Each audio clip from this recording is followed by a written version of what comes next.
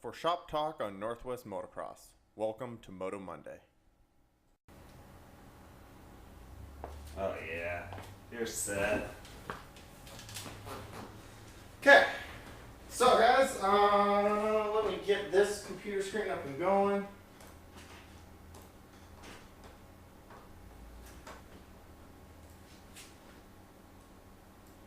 Moto Monday, number 20. Boom. See our comments.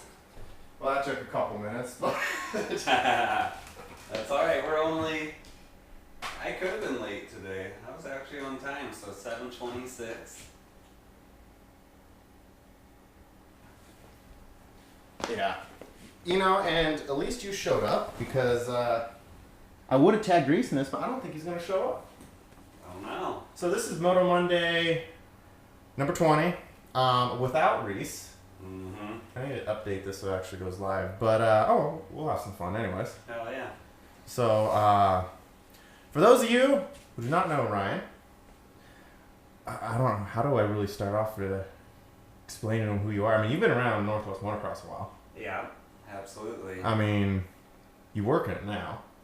Still riding it, I'm assuming? Yeah, I still ride, just not as much as I want to. You know, as you get older, you got responsibilities. You gotta get on with life and want things like a house and stuff like that. And racing couldn't quite pay the bills for all that for me. So. Oh no, I know. I trust me, I know. Not personally, I was never that fast, but a lot of my friends and stuff trying to follow that road and make a living. It's not an easy thing. No, not at all. It takes a lot of work and a little bit of luck and not many injuries, and to make it to that top echelon level, I mean, you gotta be, you just gotta have really good going and things that don't set you back too bad. And it's tough, man. Motocross ain't easy to make it. It ain't like NFL where you guys got 20 guys on a team plus.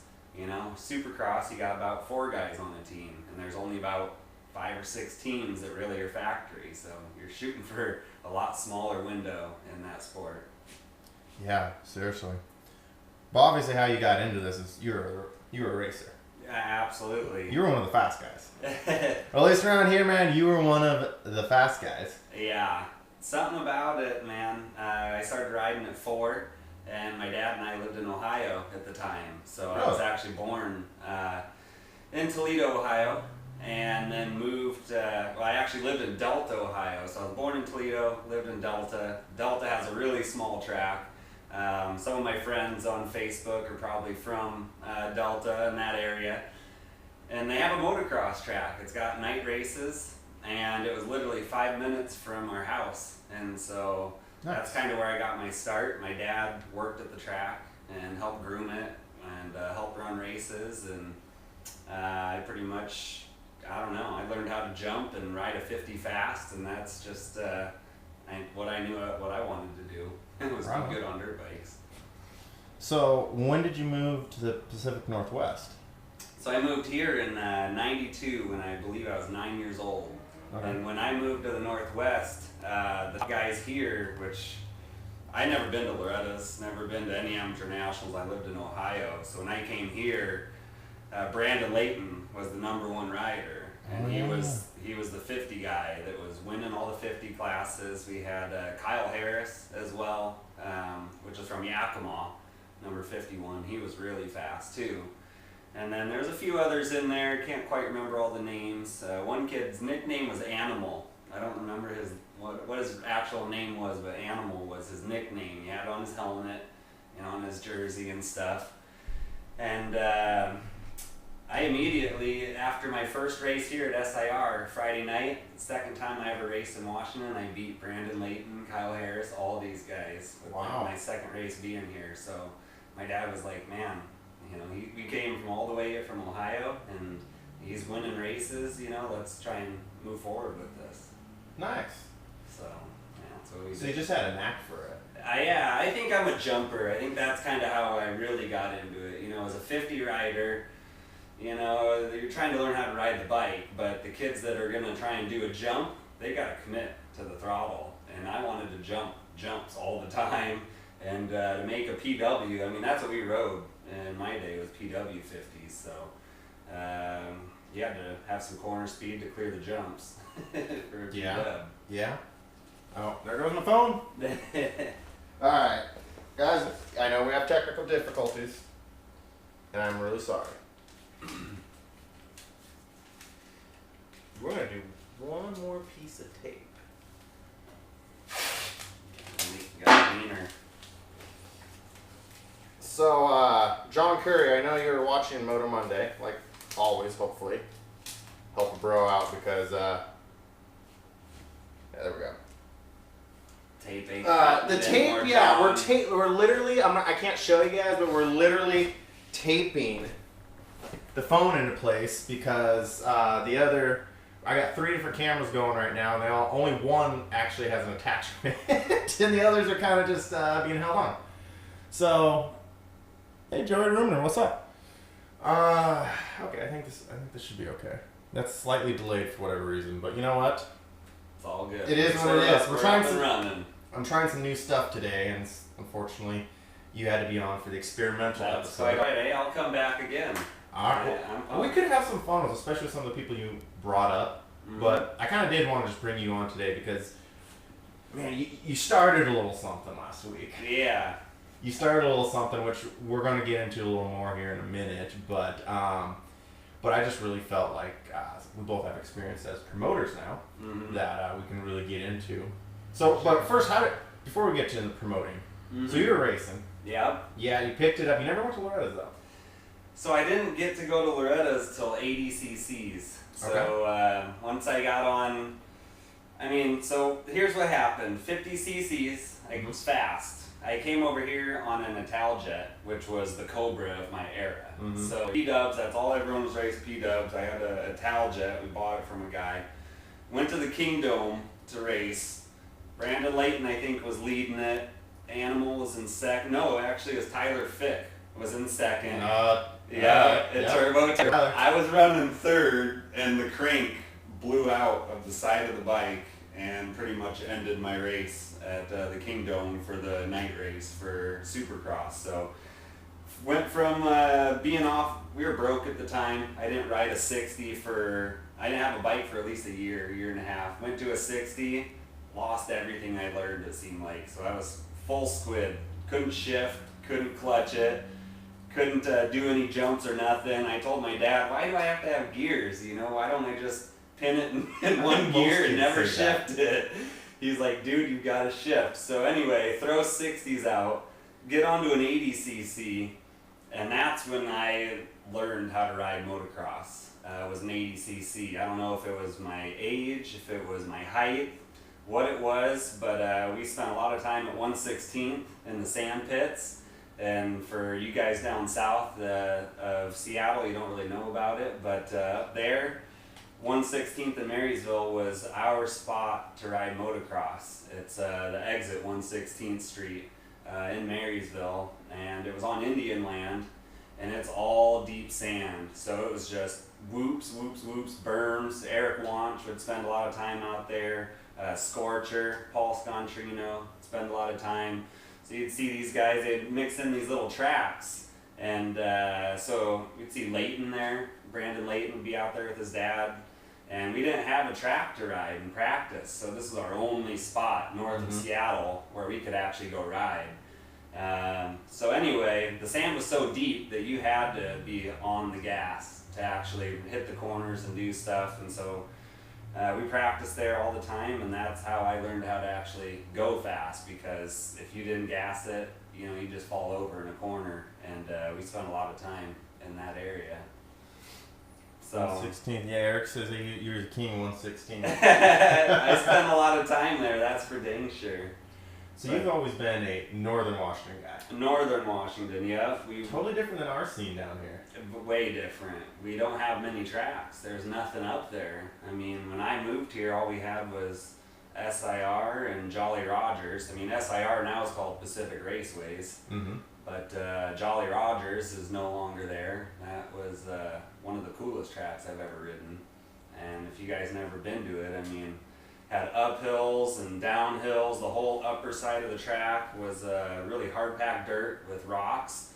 And then once you drop down below where the pit area was, deep sand. And so you're riding in sand, and half the track was sand, half the track was hard pack, and it was one of the coolest places I think I've ever been to. So it's a bummer that they don't have that anymore. Oh, well, my tape is not working. Okay. What about setting it up on something? We're gonna change this. Bear with me, guys. They were calling as it was going. So we're gonna just go this way. It's not as fun. What if we move it right on that thing right there? What you want to do right here? Are we still in it? Bear with me, guys. Phone problems. Hey, we're still in it. Mm-hmm. Alright. Hey, guys, does that work? Can you flip it, though? That might be sideways. Yeah, why is it still sideways? Like, flip it sideways and then turn it straight. Or we just go back to like this, I suppose. Now you're totally upside. Man, talking about really bad. You're gonna get hate mail after this. No, they're all laughing at us, actually. That's not what I wanted. We might have to go low. That's quite alright. That's much better. You know what? That is not optimal, but it's gonna work. It's gonna work. And this is still fun. For all the guys watching on this, I'm so sorry. Instagram's dialed right there. That phone is just hanging out. I know the Instagram phone is doing good. So yeah, all of you guys are on a different. Oh man, I don't even know where to start with all this. We got 3 different cameras going. They all have different kind of attachments. Facebook is really the one hopping right now, and you're the one failing. Yeah, I'm so sorry. Failing. I should have hung it right there. Oh, it's all good. But now, live and learn. Sorry, Facebook peeps. They're all laughing. So basically the story of me, man. Tyler Bonner, what's up? I went to Loretta's after I started doing good in the 80s around here. So my dad knew that like Kyle Harris would go there and Brandon Layton would go there, and we talked with their parents, and my dad's like, it's a big commitment to go, but if you want to be seen and you want to make it in motocross, that's what you got to do. And so we started out with Ponca because we didn't make it to Loretta's our first year. So we went to Ponca, drove back home. I did horrible, and that gave me the fire to want to win and do good. So then I came home, started training, and then qualified for Loretta's 5 years straight from then on. Never missed the Loretta's. So I went from 80s, went in novice, 125 novice, went in intermediate, and then got my first top 10, which was actually in the A class. I got 6th in 125A. And there were some pretty heavy hitters at the time. Right. And I pretty much grew up with James Stewart. So Sup, Turlucky? all the amateur nationals that I went to, Stewart was always in my class. And nice. So I'm like, oh my God, dude, how are we going to beat this kid? He's so fast. And he just looked intimidating in his Fox gear and, the Fox helmet that he wore. And he would walk to the gate with his goggles on. Like, he just was so impersonal. Like, he would not talk to no one. He was all business. And so that's pretty much the era that I grew up in was, James Stewart. I had Billy Laninovich in my class, and a few other big dogs that we just really don't hear of anymore. It's kind of how motocross goes. Oh, I've talked about that a few times on Moto Monday. It's like amazing. I mean, there's a saying, you're only as good as your last at bat, and people forget it quickly. That's why everyone like, oh, my kid's going to be the next Ricky Carmichael. No one may remember your name in 2 years. Woodland, I remember one guy was telling me, oh, they're going to do this, and they're, trying to get on. I mean, their kid is on like a 65 or 85, and he already had this whole path planned to get on Team Cali. Mm-hmm. You got a long ways to go. Oh yeah, but we just got to do good at Loretta. Yes, doing good at Loretta's does matter. However, like, you see that guy over there serving coffee with his kids? Yeah, that's Mark Bunker. Mm-hmm. He's won Loretta's, and you don't know who he is, do you? That's nuts. He's like, that guy? Yeah, that guy. That's true. And so as much as it does matter, it's amazing how quickly just people who are animals on bikes. People just totally forget about. Yeah, you can be forgotten. Mike Storm came out of Mountain View this year. Mike Storm came out. No. Really? I was like, he was a big dog. You don't remember Mike Storm? Jeez. It's like the motocross goes through these waves, I've noticed. Yes. Especially at the local level. And it's like, the wave of riders that I grew up with are now older. They're not quite into it. Maybe they have kids now, so you don't see them very much. Or they have kids that are starting to ride now, so that wave starts to come in. Mm-hmm. And the old wave can easily be forgotten. Easily. Yeah, I bring up some of the people that I thought were just the machines back in the day, and they just kind of look at me and man, they were the guys though, And some of these guys were national riders, Yeah. Travis Murphy. Travis Murphy was a buddy of mine. Okay. Good luck finding many people that remember Travis Murphy. I don't know that name. Travis, he was his last year. I think he was on a team with McCormick, and guy was fast, but he got a job at Kawasaki. And he's got a nice, cush job. He actually, what was her name? I think Jacqueline. I'm sorry, Travis, if you're watching, I butchered your wife's name, but he married one of the main chicks at Enzo. Okay. And now he just basically tests out cows, goes to Japan a couple times a year, and does all that. Has a great job. Never has zero interest racing a job to me, I guess. Yeah, I mean, Travis, by the way, I haven't talked to him in a few years. Catch up with me, man. But yeah, he was so fast. But that was from the era where the intermediates were Todd Blanchard. Ran into Todd Blanchard recently, Jody Dietz, and you remember Mike Scheel? Mm-mm. Mike Scheel. Okay, so these are probably more. Scheel was definitely more of a Southern. He rode Albany and stuff a lot. And we just lost one of our cameras. See, it overheats. The YouTube camera. Yes. Daggone it. Oh, well. I guess. Okay, we still got SoundCloud, but. Yeah, my DSLR overheats. I guess it's a Canon thing. So,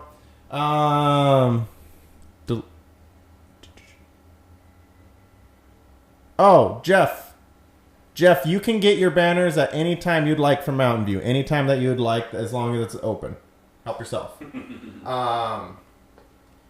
where was I going? Oh yeah, right. So I mean, there's a ton of people there. Yeah, I mean, you're just a few hours north, and you don't even know some of the local legends and stuff.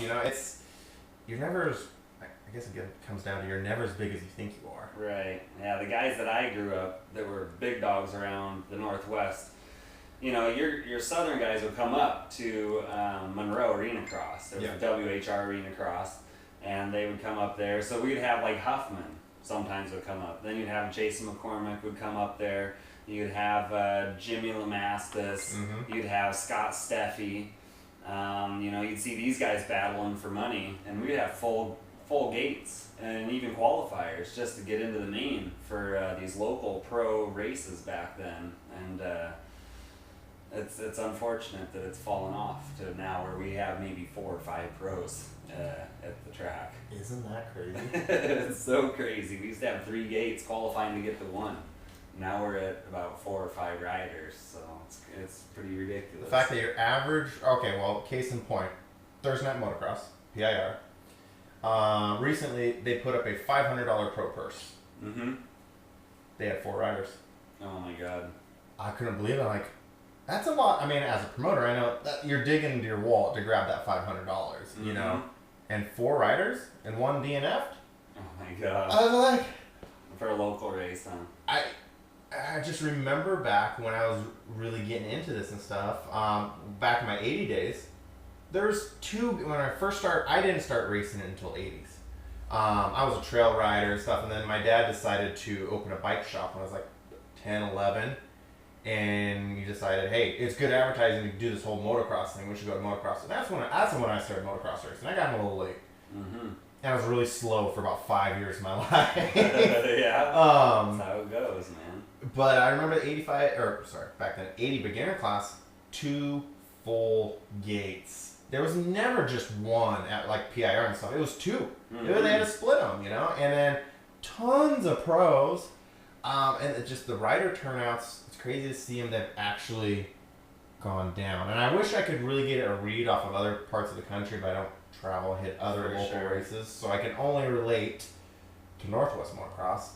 but it's kind of a shadow of what it used to be. Mm-hmm. Yeah, it's unfortunate. I mean, I just shared a video the other day. A lot of people liked it. I put on there full gates on the East Coast is what my caption was. And it was MX 207 in Maine, which is freaking way up there, for one. And it's on the East Coast. But, I mean, they had a full gate of 125 riders.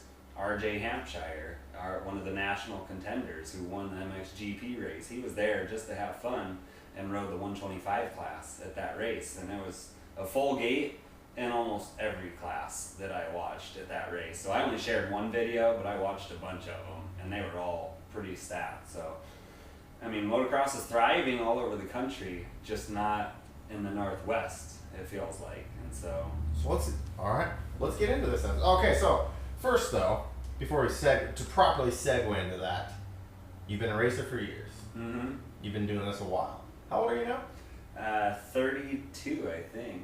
Yeah, I kind of quit counting at 30, but yeah, I think 32 I am. I turned professional at 16, and then I moved to SoCal at 17 to chase the circuit. So I raced Supercross from pretty much 2003 to 2009 consecutively.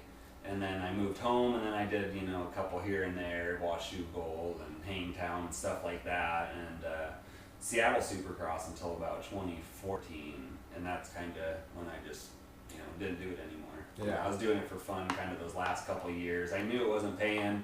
I knew I was fast enough to make the gate, kind of like a Tommy Week right now. He's fast enough to make the gates and go and perform and get points and stuff, but what's it really going to get you in the long run? Mm-hmm. And that's what we kind of realized. And when you get into this sport and you see all these guys on TV, and you see them, these nice bikes, and they're on TV and they got nice gear, and you're thinking all those guys are making a living.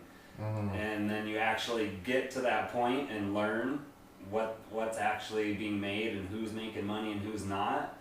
It was an eye-opener to my dad and I. We were like, oh my gosh, this could go really bad for us if you don't make it. Yeah. And so we put our entire lives into it, put college aside, put whatever my dad had saved up for even college, into racing, and then to not have that kind of a payout, it's like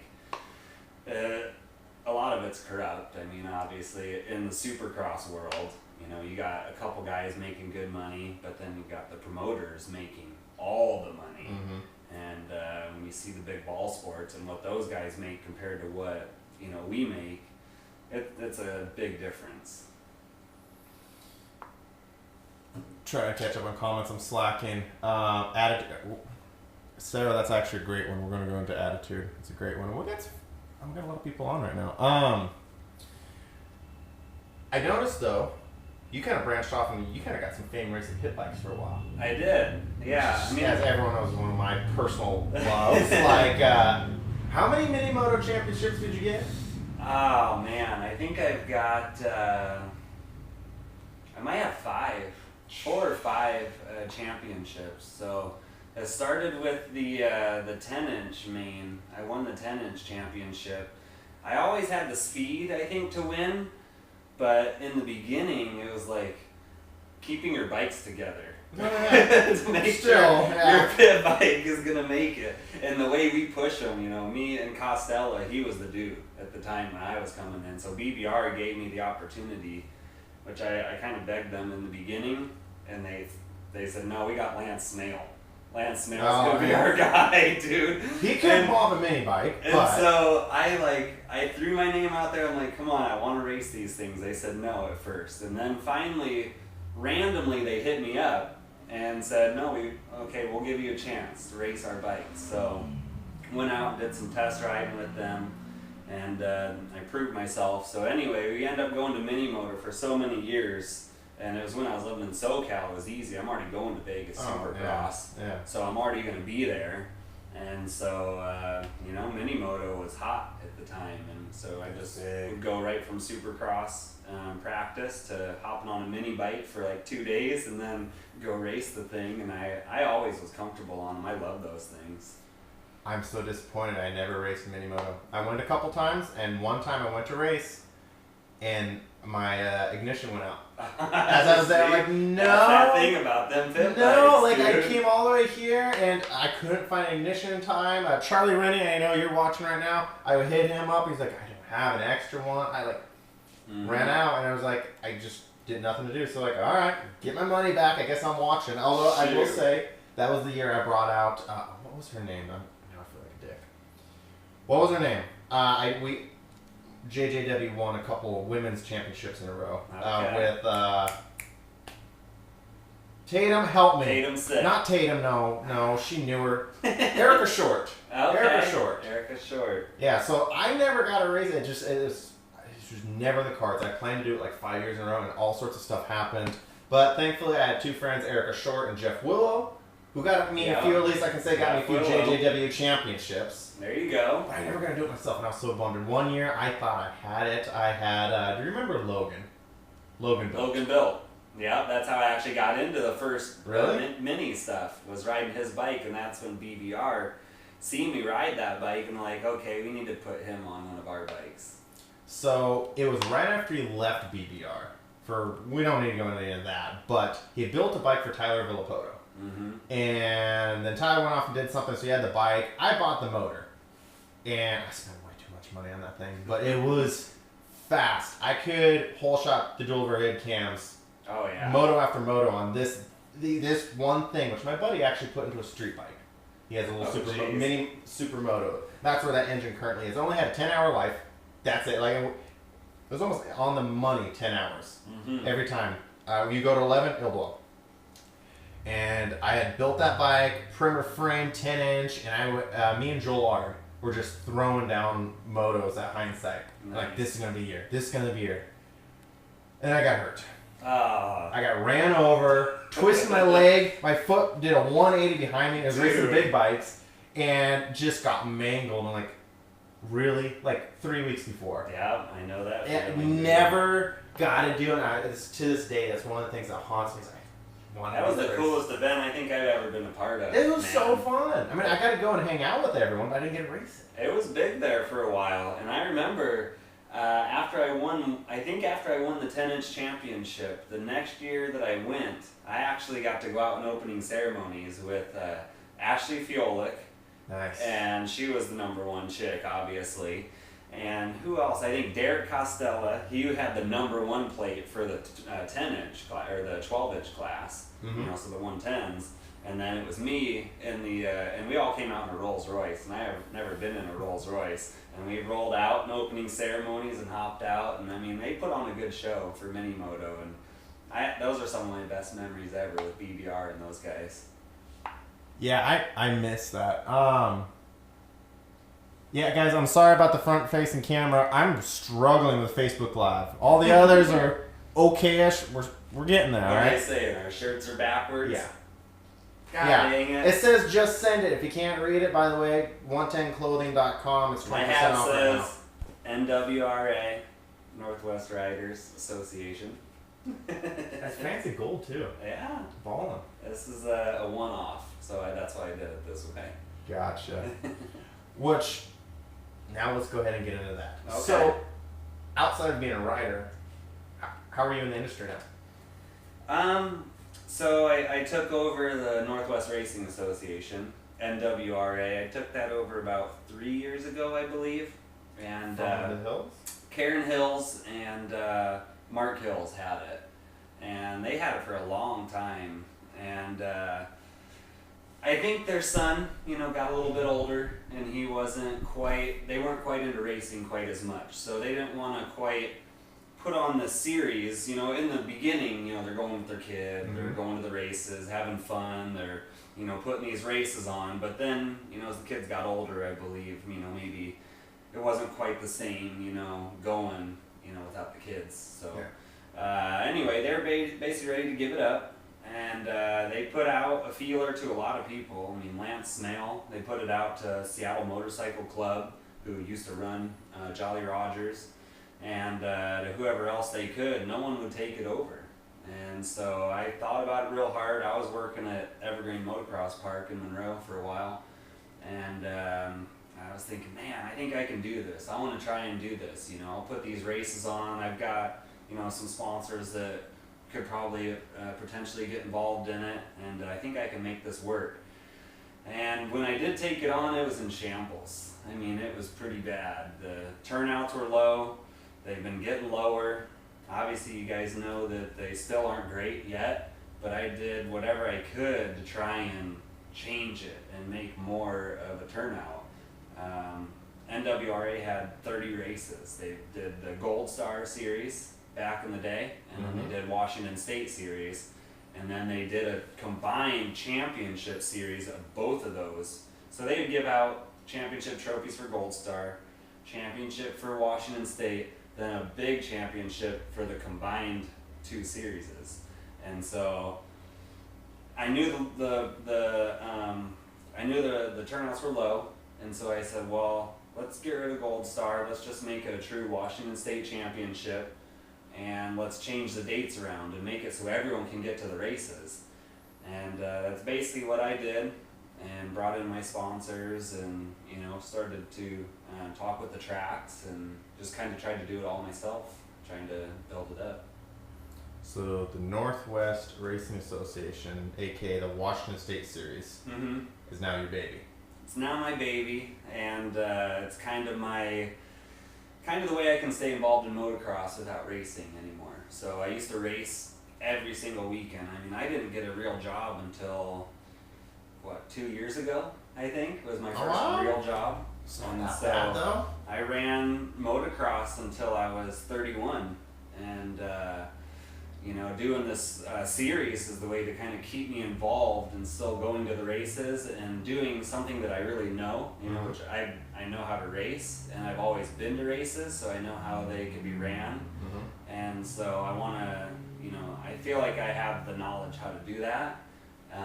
So, I mean, that's why I want to be involved in that. And so now it's a puzzle to me to figure out how to get more riders to the tracks, and that's kind of where the puzzle is coming into play in that Facebook post I made on PNW Motocross. You know, I kind of put that out there because I'm scratching my head, and I seen Bill Anderson post that picture from OPMC the other weekend, and that's what made me make that post.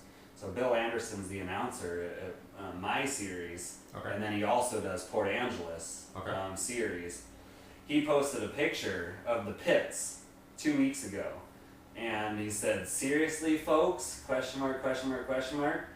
And the pits had like no one in the pits, and they've always killed it, you know, at their race. They've had good races, and I think the total entries that day was 45 entries at their race for their weekend. For both one day 45, Saturday and Sunday was 45, and I lost it, man. That's why I had to make that post, because I can't believe the state that motocross is in the Northwest.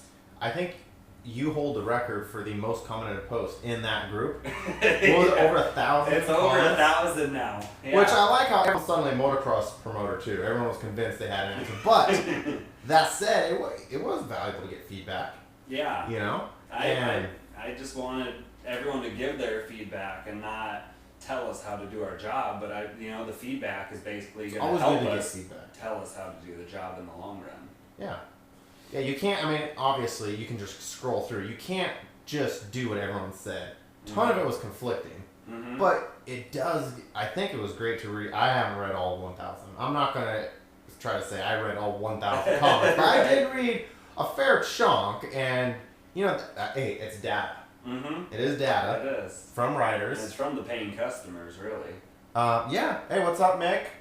Michael Bloss is watching. He's all talking mini bikes. I forgot to bring that up. That's right. The good days. Michael Bloss, that's my dude. Raced him a lot. I never got to race him. I did race you, actually. Which you probably don't remember. But, I didn't get close to you. Actually, that was the night Eric Wanch took me out. That'll happen. I got to give him kudos because I kind of got known as the guy who would take everyone out. And I don't mean to be mean. It's just like when the gate drops, I want to win. And if you're in front of me and I can't get around you within 2 corners, I will just push you out of the way. Well, that's kind of mini bikes for sure. I do it on my 450 too much. I really have to tame it down, especially racing the vet class now because I just turned 30 this year.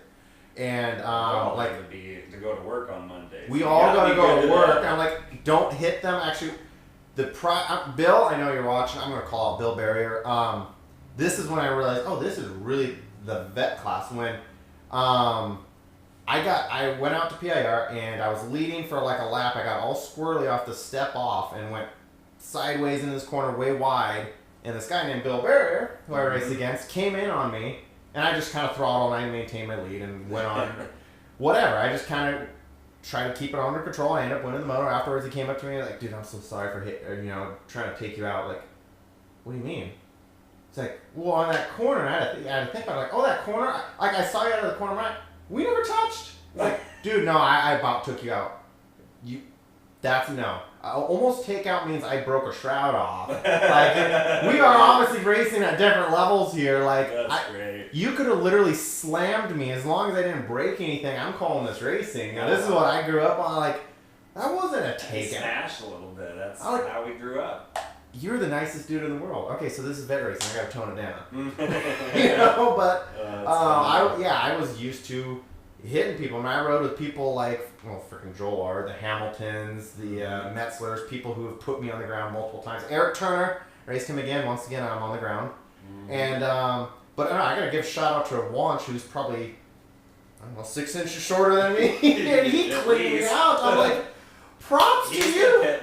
He's a pit bike dude. If he would have done mini moto, he would have done really well. He was good on those things. Yeah, and he still rides them. He has fun with it. You'll see him at Monroe. I mean, you're down south, but I live right there by Monroe. He races them all the time on the pit bike. I want to hit some Monroes because I see they have pit bike classes. I have 9 pit bikes still. Oh, geez. I'm building currently a 10-inch dual overhead cam bike. Oh, wow. That bike is outdated by you. No one builds 10-inch bikes anymore. I have one. No one builds it. I love the 10-inch bikes. Mm-hmm. That's what I have, 10-inch.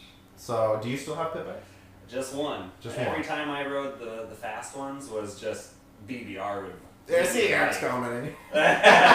Word. BBR would give me the bike and I would ride it for a couple days before the race and then I'd race it and then hand it back to him. So I only have one personal bike and it's pretty cool. I mean, I ride it more for like pit riding. You'll see me every once in a while shoogle. What is it? Like, we're talking, is it a real BBR bike? It's a Super Pro frame. So it's not a perimeter, it's the Super Pro. And it's beefy. It's pretty dang beefy. And I got not the Marzocchis, but they might be called like E3 forks or something. They're gold with black. And the BBR ones? Yeah, they're BBR. I bet E3 or E4 or something, one of those. Yeah, I know exactly. They're legit, for sure. So it's a good bike. I just told them, make it so I can ride BMX jumps. That's what I told them. I don't need to go fast on it. I just want to play ride.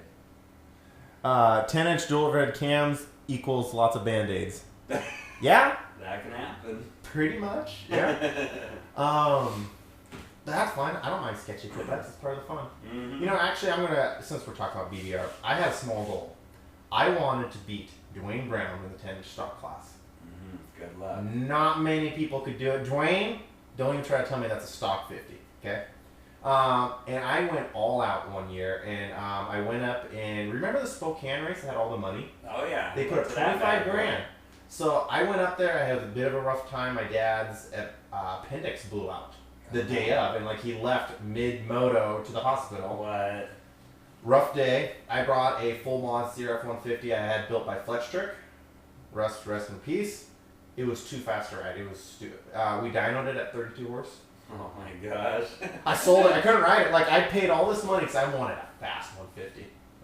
I ended up with a bike with unusable power and a tiny little power band. Mm-hmm. And so it was, so that was bad, but I still had 2 others with me.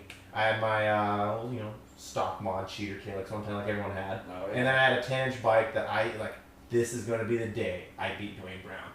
I had everything that I knew you could throw in. The cheater, China heads, the Taiwan heads that looked like a stock 50, but they were E4s. They had +2 oversized valves. Yeah. Stroker crank, 72 bore. It was a 92. Mike Storm style. Like, it was a 92, and we ran it on 10% methanol that day. Oh my god. Like, we're going all out. I know I'm going to fry something, but I'm beating Dwayne. We left off the start. Oh, yeah, and then, of course, inner rotor and all the other things, I think we had a shaped crank. Like, I had everything I thought I could beat him. And he just left me off the start. It was one of the most discouraging moments of my life. Like, really? I don't know. It's pit bikes in his blood, I guess. It's all those guys live and breathe. At least they did. I tried to chase him for like 3 corners, and I'm like, I don't know how Dwayne rides the stalkers that fast. Yeah, I'd be worried about blowing a knee out on the stalker. Stalkers are fun, but like stock 10 inches, sketchy. Yeah. 110, you can get away with that. I like those. Stock 110 is great. You can mob a stock 110. I just rode an hour and a half GP on one. Saturday, which I'm going to get into because I've had like 3 different people ask. And Dwayne's watching. Nice. There you go. So Dwayne, you remember that? I don't know how you do it, man, but I props to you. He pins it. See him on that dang XR, what is it, 175? The XR 75? That's the what he likes vintage. to ride, yeah. And he's good on that thing, too. And he rails. People don't beat him very often. I'm building a similar bike right now. I have an SL70 twin shocker that we cut the frame, stretched a little bit, and we stuck in a 170. Oh, man. I'm having some problems with their... I went out and just practiced in the parking lot with it, and I sheared the sprocket off the hub. So we're having some rear wheel problems right now. We went from, 4 horsepower to 17. So, yeah, it's not really built to hold together for that much horsepower, but that's also one of my current projects. I can't give up on the pit bikes. I can't give up on them. They're way too much fun. For sure. Does anyone remember Matt Diatley's pit bike? I remember him, but not his pit bike. I remember him, but not his pit bike. The Diatleys, they were fast. That's the throwback. Yeah, that is a throwback. Wow, yeah, the Diatleys to were the fast. Villapoto days on 80s. Ryan Villapoto and Josh Hill on 80s was epic, watching them race. Although, Haberlock, we got to throw in Haberlock. Sean Haberlock had his moments when he was right with them. He had no problem. I mean, he was kind of like the ringer, Like, there was times I watched Josh Hill, like, get her done. Like, I know your bike is not near as nice as theirs, but he's right there. I wonder if Sean's watching. Sean, shout out to you. You put in some powerful motos. Yes, Chuck, baby butt wiggle. That is, we named it my SL70 butt wiggle. Because it's not meant to go that fast. So we stuffed this big motor in. As soon as you hit the gas, the rear end just starts dancing. So we named it butt wiggle. I mean, I got it on the seat. Oh, man. Yeah, both Matt and Sam were fast. That they were. We're getting sidetracked. We could talk about the old days of pit bikes for literally forever. Yeah, forever. Late to the party. What's up, Chris? Chris, I did get your message. Chris Kiernick. Oh yeah, I got it too, Chris. I was driving. I don't text and drive. I will drop you my cell phone number tonight or tomorrow. So we need to get into like the meat of this here. So actually, you keep talking about your pit bike for a minute. I'm gonna help you out with your drink. Okay, yeah. And we're gonna get into Northwest Motocross. All right, absolutely. Well, we were talking a little bit about how my career turned into a professional career, I guess. And when I was racing around here locally, and I don't see it in these days. I don't get why, but I don't see riders believing that they can actually make it to the professional ranks. And in my era, I mean, we had Villapoto, we had Josh Hill, and I even grew up with Brandon Layton, rest in peace. But I mean, he was one of the dudes as well that was gonna, be that next echelon to be like a Ricky Carmichael or a James Stewart. And I believed in my heart that I could make it to that top level, and I didn't see a lot of people nowadays doing it. They don't believe that they can make it from Washington. When, I mean, obviously our winters suck, and it takes a lot more commitment from Washington to make it as a professional motocrosser, and be one of those top guys that rides on a factory team. But I mean, that's all I dreamed about every day. I ate, slept, drank, everything I did. I thought about being a pro, and I tried to take it pretty serious. I mean, I obviously didn't make it, so I could have taken it more serious. But you got to race the big show. But I did get to race the big show, and I know what I could do better.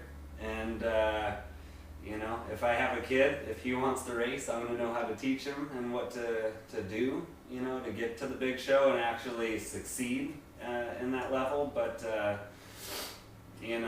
Loretta's, I never did good there. But that, even though I didn't do good at Loretta's, I always knew that I could still do better. Mm-hmm. Even if I got to professional, I was always trying to improve and trying to get better and faster. And my dad was one to, my dad taught me a lot. I learned from a lot of people. I know people like to say, I'm training with Jay Whipple, or I train with Eric Wanch, and I ain't going anywhere else. My dad sent me everywhere. I took a little bit from this guy, a little bit from that guy, a little bit from this guy. Larry Morton, he's probably one of my biggest, the best help that I've ever had in motocross was Larry Morton. He ran the Five Magics Motocross School, okay. And that was a branch off from Gary Semick's motocross school. Okay. And I still keep in contact with Larry a little bit on Facebook and stuff. So he would come up and do a school like in Bellingham at Hannigan Motocross. Okay. And he would, do a school.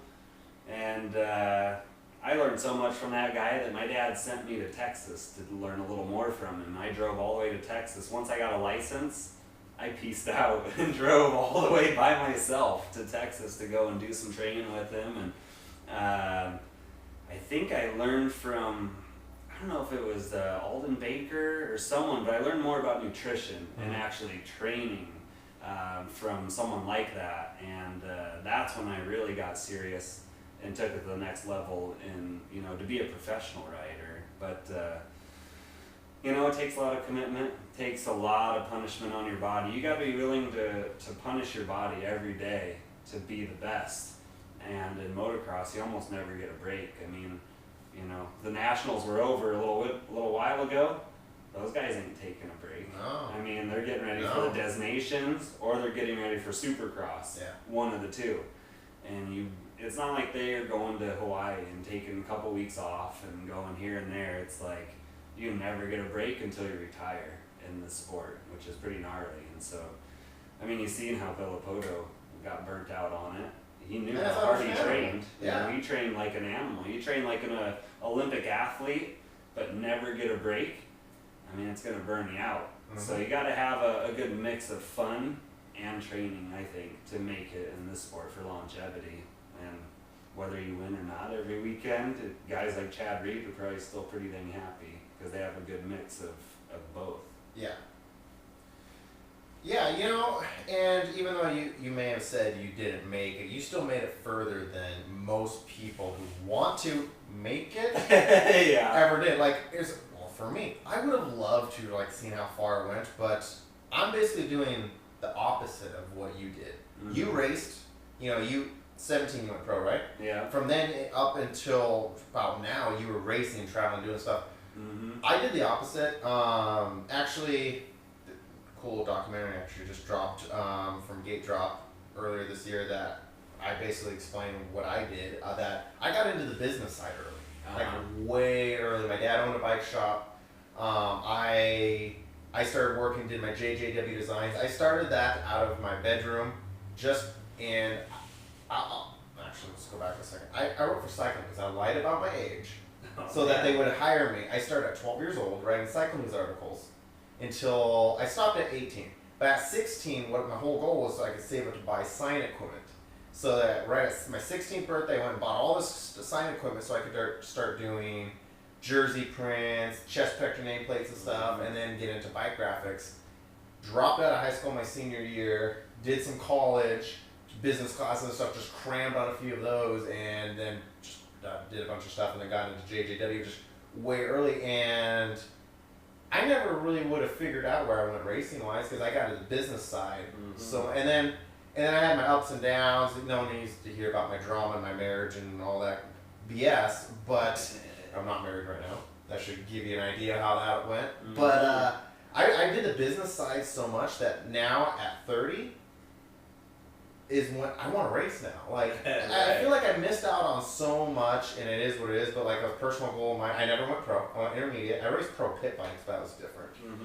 Mm-hmm.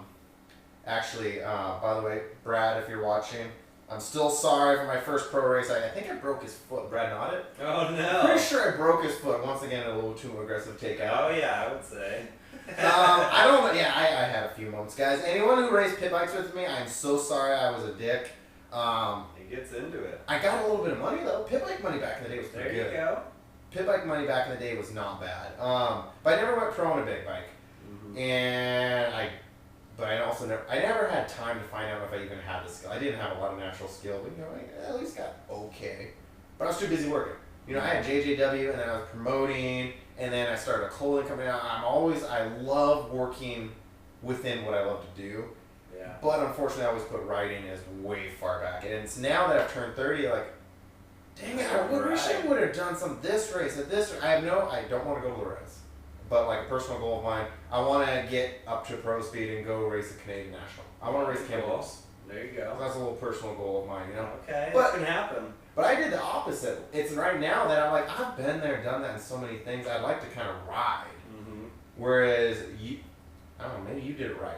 You got the riding out of the way. I got the riding out of the way. Now I'm doing the business side, for sure. You did it when, that's why I think you maybe did it a lot smarter, because you race when you're peak. I'm definitely not peak. Right. I can race a vet class. If you can say you race a vet class, you cannot say you're in peak racing shape. Well, you might be in shape. You can get in more shape, but riding level. But let's say a guy in his early 30s and an 18-year-old, you both train the same, you both ride the same. The 18-year-old is going to have some of that just a little extra spunk, you know what I mean? Yeah.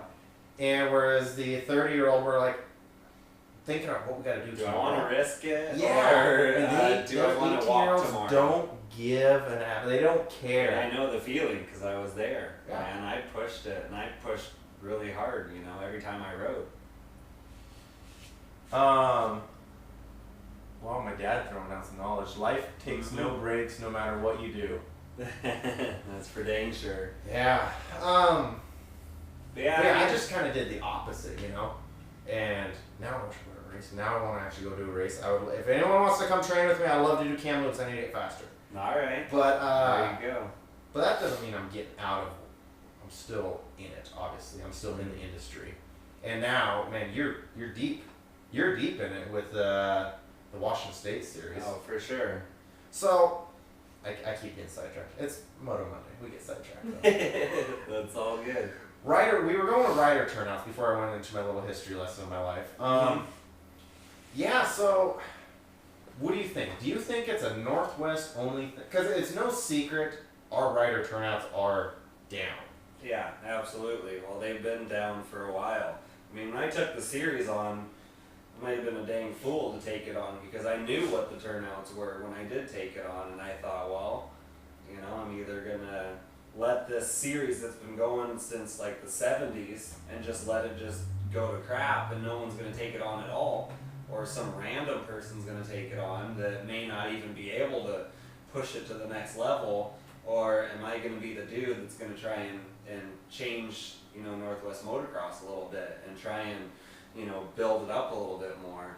And I already knew that since the turnouts were low, and I'm not just trying to go off my name or anything, I knew I had to make a change for the actual series itself. And I think a lot of it, has to do with the cost of living in Seattle area, for one. Seattle area, I don't know how it is down here. I'm sure it's still pretty high. We're not far down behind. south. But, to rent a place up by us, you can't get anything under like $1,200. Oh, it's the same. And that's tiny. That's a small spot. So, the cost of living is high up there.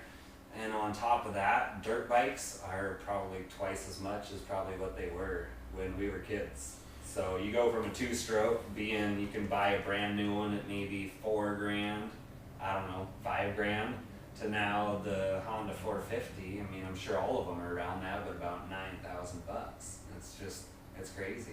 The thing that I think is actually hurting worse than the starting price of the bike is the upkeep cost. Oh, yeah. Because back in the day, you know, we raced 125s. Mm-hmm. You keep a piston around. You Oh, keep a easy. top end Yeah, around. just You have always it with keep you. one. Yes. And I know you've probably blown up plenty of 125s. I actually just did about a month ago. I blown up the way I ride them. I have a little like Revolutioner style, so I tend to blow stuff up. We all blew them up, but it was just a couple $100 for a complete top end rebuild kit, and you could do it in an afternoon. Well, yeah, you didn't have valves to deal with. You didn't have valve seats. You didn't have all that extra parts that, you know, would cost that extra bit of money. You're worrying about a piston, a ring, and the cylinder and gaskets, you know, back on the 2-stroke days. Now we add all this extra stuff into a 4-stroke, and if one little thing drops down to the bottom end, it's then just you're a trickle talking effect. about an astronomical amount of money. So I mean, Instagram the just 4-strokes are definitely a lot more money. And yeah, it's the upkeep on them, especially the 250Fs as opposed to the 450s. Man, if you want a competitive 250F to race like pro, ooh, Yeah, boy, you're dropping a lot that's of a ticking money. time bomb. And when you lose something, let's say you lose a ring, heaven forbid that goes and hits some valves and it's just this. Yeah, it's a snowball effect. Quickly a $1,000, $1,300 bill, and that is tough to foot. And I think that might be. You can tell me if you agree or disagree, but I think have you noticed? Okay, so let's go to the rider turnouts. What would you say are some of the biggest classes that we still have? Biggest classes that I have is always the beginner class. Yeah. A beginner and a junior class are always the biggest. And but it drops off steeply after that, doesn't it? And then sometimes the kids. You'll have the 50s, the 50s or 60 classes can be the biggest as well. So it's either the kids, the real young kids, or the brand new riders at my series that are the biggest. And then we have hardly any intermediates these days, at least in my end. There's hardly any intermediates, I think, left in the Northwest. Yeah, it's like a junior rider. When they get old enough to be an intermediate, it's like they go and buy a car and they aren't riding dirt bikes anymore. And then the A class hurts because of that, because we don't have the intermediates to move up from intermediate to fill the A class. So Yes, now I see a lot of junior riders just staying. They should really move up, but they're just staying there. And it's really a clog. It just kind of clogs up the junior class. Absolutely. Not many intermediates. And all the pros, a lot of them are old school. Like a lot of the pros are in their mid to later 20s. We don't have many young pros. Right. Absolutely. It's all dudes who've been around racing forever, you know? I mean, JRVL out there, guys in their 30s racing the pro class.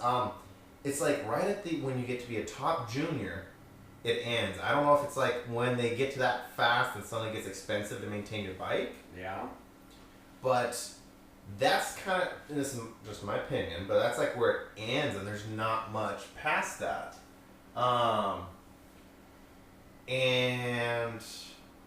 So yes, beginner classes, at least the events I've been running, have been always the biggest lately. And the vet classes. The vet classes. It seems like vet classes do pretty well with us too. It's like the guys who used to race got out of it to start the family and everything. They finally got the money to go buy a bike again. Right. And they want to come back racing. Woodland last year, their biggest class every single round, I believe, I'm just going off memory, but I believe they said every single round was the vet AM class. Really? 30 plus AM. Okay. Like, yeah, and I actually raced it 2 years ago. I raced the, as exhibition, the vet AM class on a CRF 150. I did almost the whole series, just racing with my buddies and stuff, and I was like, there's almost a full gate at most of these. That's pretty cool. Whereas, 250 AM there would be 6, Yeah. So it's like we have guys just getting into it. The guys who got out and, used to race like us and stuff. And maybe they have kids, and then now their kid rides a kid's class. Yeah. And they're riding the vet class. So yeah, I mean, I see that a lot too at our series. They have kids now, and then their kids ride, and then they're riding the vet class too. So you see that, but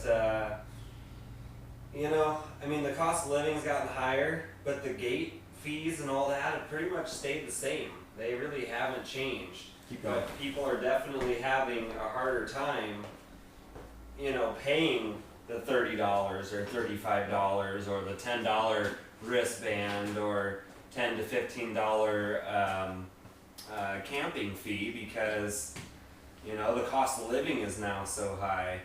And I mean, that definitely makes it tough for guys to want to spend money to go race dirt bikes when they're already having a hard enough time just trying to pay rent, trying to pay, for food, trying to pay gas or insurance, health insurance and car insurance and all this type of stuff. So it's almost like dirt bikes have now gotten pushed on the back burner because of how expensive it actually has gotten to actually maintain your bike, like you said, to buy a bike, gear, helmets. I mean, all that stuff costs more nowadays than it did when I was a kid. That's for dang sure. Oh, I know, because the top line helmets are $725 now. Yeah, and a 6B or a Bell Moto Flex. And thankfully, the only thing that hasn't gone up is seems knee braces. They've always been expensive. Yeah. But yeah, I mean, just get your doctor to give you an insurance deal with that. That is a smart way. That's the best way to go about that. Get yourself some nice $2,500 Don Joys or something. I got the Don Joys for sure. Mari Lowe turned me on to the Don Joys. I'm not that fancy, but he's a professional football player who now races motocross. Oh, really? Yeah. A friend of mine. Oh. Well, okay, they're getting deep in the. Oh, are they? Oh, jeez. We'll get to that. Man, now it's just going off the hook. Chris Koenig's thrown in his opinion on everything. Chris is a promoter out your way. At the Ridge. The Ridge, brand new track.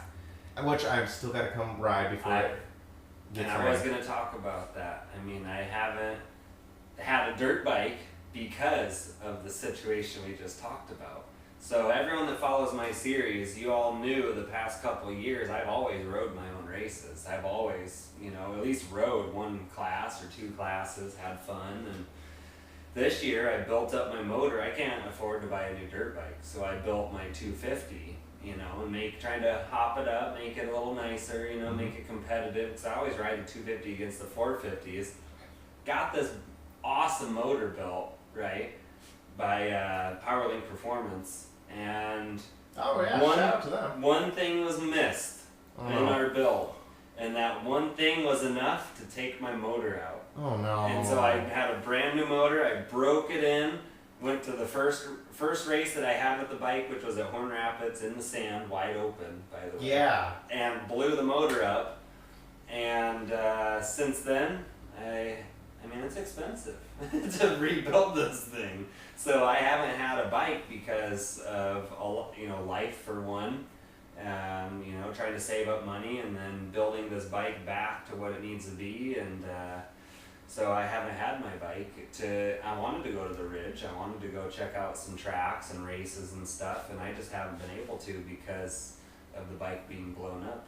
And I've got to get it back together. So luckily, I don't think I'll have it for DTMX because I have to leave early to go to DTMX, but it'll probably be ready by this weekend so I can actually start riding again. Because I haven't ridden since May.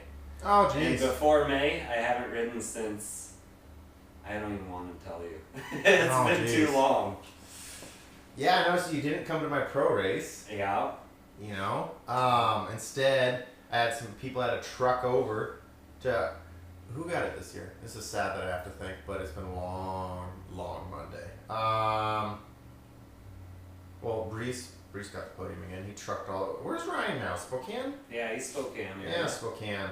Yeah, I see a lot of pros really trucking. Chris Howell.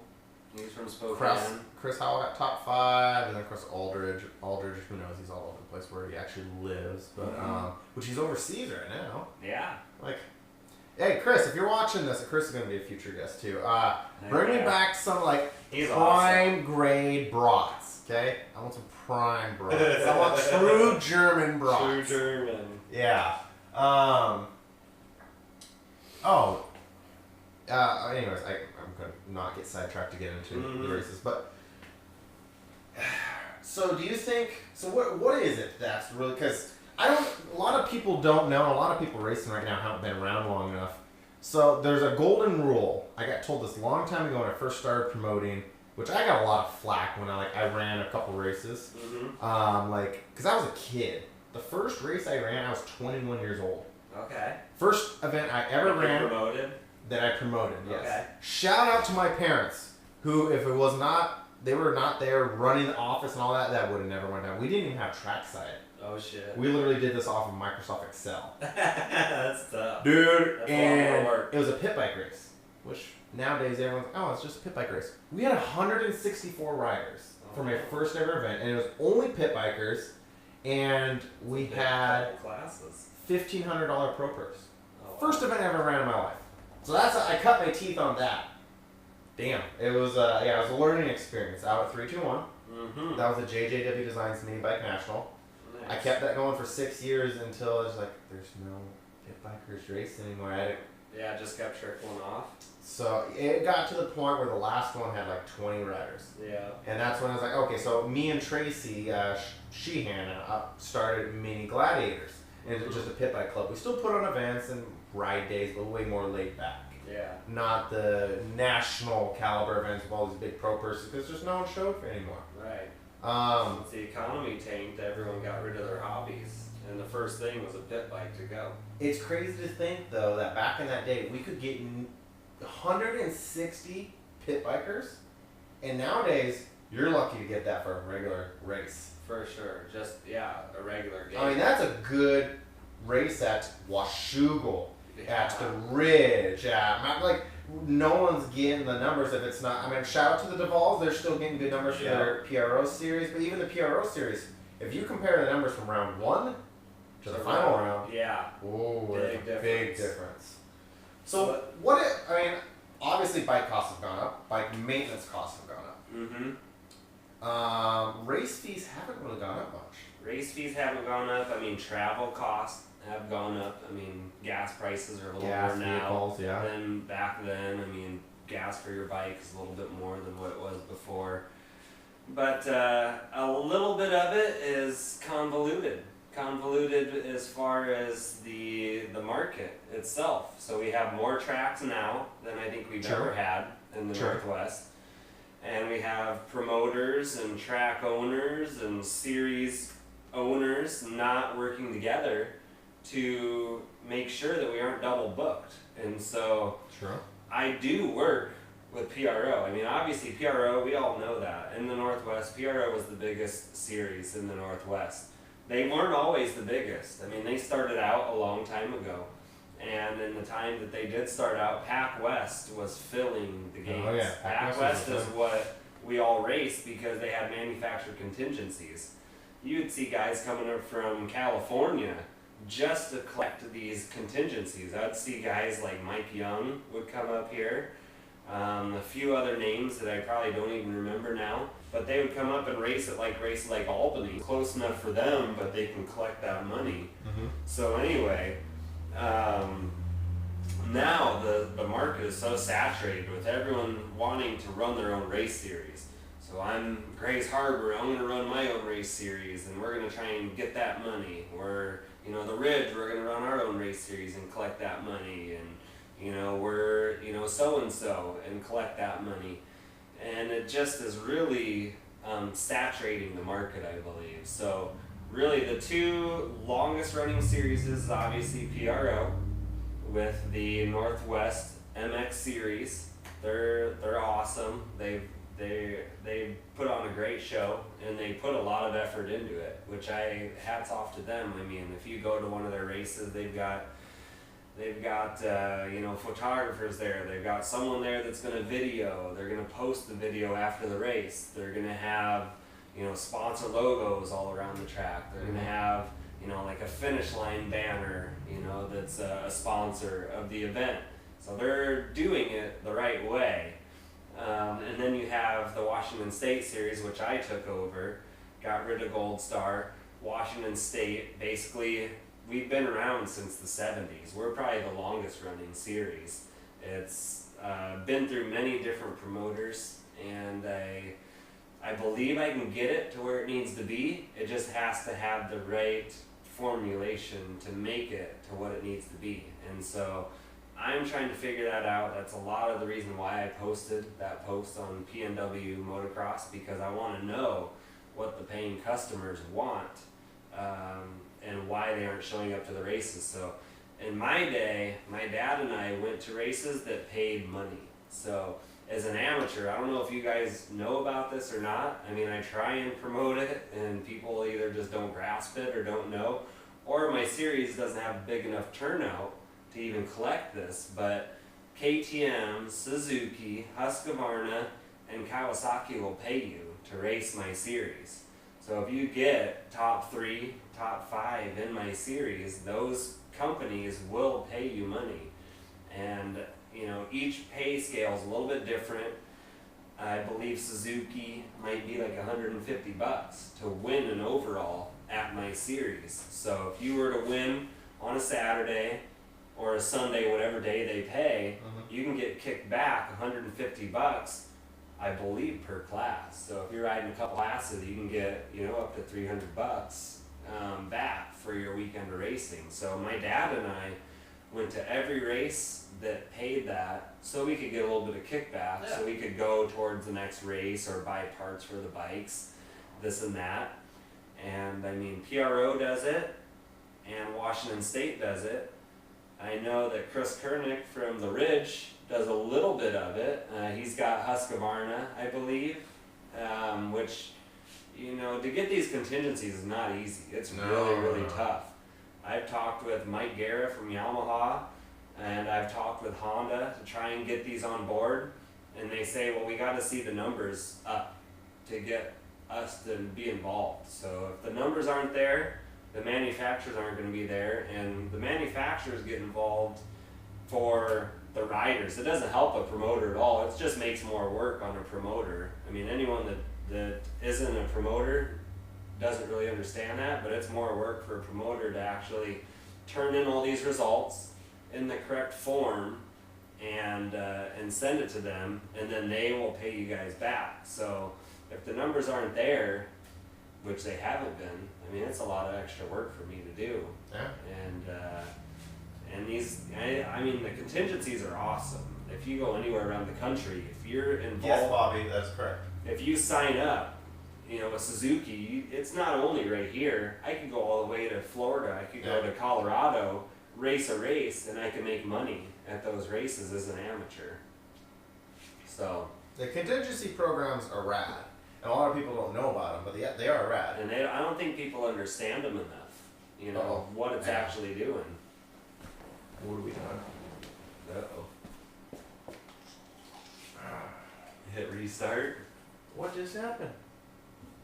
Is it too long? I think it was a time thing. Maybe you can't go over an hour. We'll just get it back going again. Okay, so not sure what happened, guys, but we're back alive. We'll just say it took a minute, kicks you off at an hour. I think I was watching. I think at 1 hour it kicks you off. Mm-hmm. Well, that's dumb. Oh, we're back. We can only go for hours. We can only go so many hours. Okay, I gotta update this one over here. We'll get everyone back. Yeah. On. They'll see it. See, we're already getting people back on. Perfect. Okay, so I'm gonna get this going, and then I got a few things to throw. Okay, sounds good. So, I mean, as far as a promoter goes, I believe that we all need to work together. I mean, we've all brought that up in the Facebook post that I made on PNW Motocross. All the promoters need to work together. We need to try and either have, you know, a sit down with each other, or we need to have some sort of, you know, I don't know, Facebook Live or email or something that's going to let everyone know, you know, what is going on for the year as far as racing, where we can fit in our dates, and how to make everyone's series successful. So, I mean, obviously, here's how I do it. When I go to schedule my schedule, PRO has a contract for their races. So they rent out tracks. They have a contract that is years in advance. So they're always going to have a certain amount of dates, no matter what, that's going to be guaranteed at these tracks. I don't know if I should be giving out this information or not, but but basically, I mean, if you got a race around at Albany last year, it's probably going to be there around that time for next year and for maybe a few years to come. So PRO is basically the first and foremost. Obviously, Washougal, they've got Loretta qualifiers. Horn Rapids has Loretta qualifiers. We've got to look out for stuff like that. We got to look out for amateur days at Washougal. We got to look out for the Pro National at Washougal. These are solid dates that you can never go near. You can't touch because, I mean, you're just going to be killing yourself. You're going to be shooting yourself in the foot if you go near any of these dates. And so I always, when I line out my series, I look at these first. I look at holidays. Easter changes every year on date. I look for Mother's Day has always been a really sensitive one. Moms don't want to spend time at the track. Yeah. I try and stay away from that. Even Memorial Day and Labor Day. I mean, Top Gun takes up one of those always in September 1st. So there's a few dates that I look at. I plug in my schedule. And I try and have my schedule out at the latest January 1st for the Washington State Motocross Series. But I would like to get it sooner. I would like to have it at the beginning of December. I would like to have my schedule out for Washington State because I would love to send everyone a Christmas card. A Christmas card, so they have that and they have the schedule that is the Washington State Motocross Series schedule. So they know, hey, these guys are thinking of us. These guys actually care and want to, wish us a Merry Christmas and then give us the race schedule as well. And so basically PRO and Washington State always come out first. And obviously Washougal and the Loretta's qualifiers. So after those dates are out and put out, I mean, we really shouldn't be touching those dates as far as any of the local tracks. If a local track wants to run a race on that date, I mean, that's greed, I think. They're just trying to steal riders from those dates. We do need all the promoters, and I've been saying this for a long time, we need all the promoters to work together a little better. I think we've really struggled with that over the years, and I think, especially as of late, it's not really even entirely out of animosity, but there's just been a lack of communication. Absolutely. And anyone who knows me knows that I don't play favorites. I do my thing, but I get along with everyone. As a matter of fact, I'm going to get the boys from Fusion on Moto Monday. That just goes to show you, I don't hold grudges. I don't care if you're my competition. I have enough confidence knowing that you're never going to get rid of me. You're never going to put me out of business. I am as busy as I want to be. Why not get along and have some fun? Like, I mean, I'll go ride pit bikes. I don't know, Tyson's all playing on the cars now. I'll go ride pit bikes. I think if you'll ever get back on a pit bike, like, I don't care. Scotty, me and him did the Santa race together, Santa suits. Like, I believe everyone can get along whether you're competition or not. I know all tracks are technically competition. That doesn't mean they can't get along just fine, though. I know there's always going to be that, well, I'd like to get more riders than them and stuff. Of course. But that doesn't mean you can't talk. Right. So I do believe that promoters need to communicate more, and I think that would help everyone. We all need to communicate, even if that's just simply a Facebook chat group with every single Northwest promoter. Chris did, which was awesome. Chris started one of those. Thank you very much. Even if it's just one of those, just to like, hey, by the way, here's where our dates are, and hey, this. I think that's one part. I think there's a few things killing. I wouldn't say killing. I don't think we're going to kill Northwest Motocross, but hurting. And I don't know if riders know how bad it really is. Something I forgot, I was going to go into this and I totally spaced it earlier, like 10 minutes ago, but something someone told me in the beginning, when I first started running races, trying to figure out what on earth is going on, how to do this, like running a motocross race is like herding kittens. Like, just you're running 9 directions at once. I wear my Fitbit when I'm out on track. Yeah. Oh, I log in miles running that. Also, at my events, I'm the promoter too. And I'm sorry. I'm the promoter and the announcer. So I'm announcing, and then I have to go help this person, and then the medic needs me over there, and then I have to run to the starting line, and after, It's kind of how I feel in my events. you know. Because we can't pay a bunch of people. The turnouts aren't even enough to pay. And when you're the one in charge and you got different people under you, they're all going to have little issues they're going to come to you for, and you have to manage all that. I don't know where along the lines I decided I should be the announcer as well, but I am. You're a little more than me then.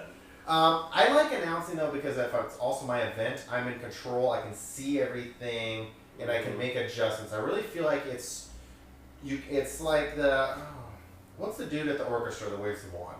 Whatever the wand guy is. Yeah. You know, I feel like it's a little more controlled. You see more and you just have a feel for how every moto's going. Absolutely. I don't actually like announcing is not something that came natural for me. I got thrown into that position one time when I had to kick an announcer out of an event. Brian Barnes is on his way. He didn't get there yet. And I'm stuck there. Oh, I guess I got to announce. And guys, I took a shot of whiskey, grabbed the microphone, stared at it for a minute, like, well, here goes, you know? And that's how I started announcing. Now I've got to announce it all over, man. I've announced at Grays Harbor. I'm a fill-in one for a PIR if need be, my events. But that's literally how it started. I had no intentions of becoming an announcer or even doing this. Keep that going. Okay. I want to piss. Okay.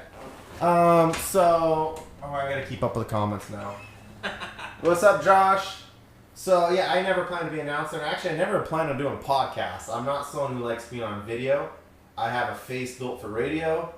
And, I don't know, this was never really my game plan. But, here I am. I'm doing it anyways. And, sometimes you just gotta take control of the situation and do what you have to do. But, yeah, as far as Northwest Racing, so yeah, I think promoters, I know a few of you are all watching, we all need to communicate. We all need to, just a little better communication I think would go a long ways. As far as events, sorry guys, I gotta update my screen over here. As far as just all of it. Okay. And I think that really helped. So, because we do tend to overbook a little too much, and I don't think there needs to be any animosity whatsoever. Even if you're direct competition, there does not need to be animosity.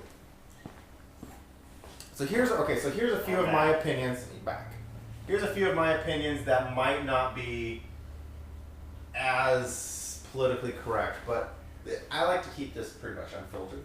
Mm-hmm. So here's a few things. So I did an off-road race on Saturday. Yeah. Team Tortoise. They had probably 500 entries. Holy crap. Off-road race. I've been to a few other off-road races recently. They're getting about double what we do for moto. Right. Off-road never used to be like that. That was like the redhead stepchild. That's what the rednecks went and did. Mm-hmm. On their vintage steel frame CR250s, you know, and RMX 250s and stuff. That was the redhead stepchild. Now, off-road races are destroying moto in as far as. So do you want to know why? I have a few opinions why. I have a few too. Alright, so let's hear yours. I have a few, let's hear yours. So, here's what I know about an off-road race compared to motocross. They're getting more bang for their buck is one of the biggest things that I see when I posted that post on PNW Motocross. People are saying they aren't getting enough of their money's worth when they go to a motocross race. Mm-hmm. And obviously, an off-road race is what, 1.5 hours, 2 hours mm-hmm. On the track. And I mean, you may pay a little bit more for the entry fee, but you are getting much more ride time as well. And so, I mean, that's pretty rad. I see that, and maybe that's one factor why these guys, are wanting to do a little bit of off-road is because they get more ride time for their buck. What else? What else you got on off-road? One other thing is it's a little more laid back. It's not so serious, maybe. It's not, obviously it's still a race, but maybe it's not quite to the serious level as, say, a motocross race. If you go to a PRO and, you know, or even like an amateur national, you would see the intensity of these families and the racers and the off-road community. What, you know, they do want to win, but it is a little bit more laid back, a little more fun, and people don't have their nose in the air, and it's a camaraderie. It's more of a family, and I believe that is how motocross should be as well, because it used to be, and it's not so much now. It is at my series, but I've heard a lot of comments and talk that it's not so much at some of the others. Okay. Hey, what's up, guy Tal? Another guy that went to four wheels. So here's my take on it. Yes, I think off-road, actually very similar to what you said, I think off-road is kicking motocross's butt right now because, one, unfortunately, we're ending up with prima donnas in motocross.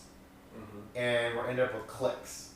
We're ending up with cliques that you can't get into and you feel left out of and you don't want to keep doing it. And there is way more drama at a Joe Blow local, I'm not even going to name a track, just a track motocross race than a 500 rider off-road race. At off-road race, first off, they don't care if they have the freshest graphics. Right, it's not about that. They don't care if they have the custom printed canopy. I showed up with a custom canopy and fresh graphics on my bike, and I felt like factory. I'm like, everyone around me are on like KTM's with duct tape numbers. Oh, for sure. Mismatched. There was baggy gear everywhere. You know? Yeah, and I was like, this is actually cool. Like, and I ran into a ton of people I used to see race moto, I haven't seen in years, off racing off road. And they're all there. And I actually talked to one, Tracy. Tracy, if you're watching this, I'm going to totally call you out now. That I started Mini Gladiators with Tracy Sheehan, and she's now bailed on me. But I ran into her like, I haven't seen you in a race in years. She's like, yeah, off-road is way more fun. Everyone's more laid back, and we don't have to hit the triples. Right. Right. Fair. Okay. And so it cost $45 to race the Team Torres race, but you rode for an hour and a half. Yeah. I'm still sore. I have blisters at places shoot. I didn't think you could get blisters. By the way, guys, Awesome. you bunch of people were asking how it went. I ran out of gas. I made it to an hour 10, hour 15 or so. I thought I could go the whole thing. Maybe till close to the end I got gas. I did not time it right. I tried to do the whole course on a Stalker 110. I seen your pictures. I blew out both my shoes. I have bruises on all my toes from hitting rocks. I flipped over the bars because I hit a rut so deep it just stopped on my foot peg and I flipped over the bars. I was still running mid-pack until I ran out of gas. Oh.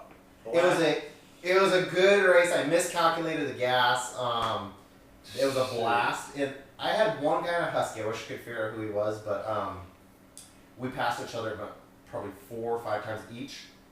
Certain sections, he'd blow by or I'd hear him right on my butt, and I just pull over and let him by. And he's like, I gotta pass you legit. I'm like, just go. And then like 5, 8 minutes later, I catch up to him, and we get to the moto sections, and I literally jump past him. That's you know how amazing funny. it feels to be on a little stock 110, jumping past a 450? That's pretty rad. He rolled the double, and I just, third gear tap, hucked it, past him, and we went back and forth. It was a blast. So it's the fun factor then, what you're seeing in off-road.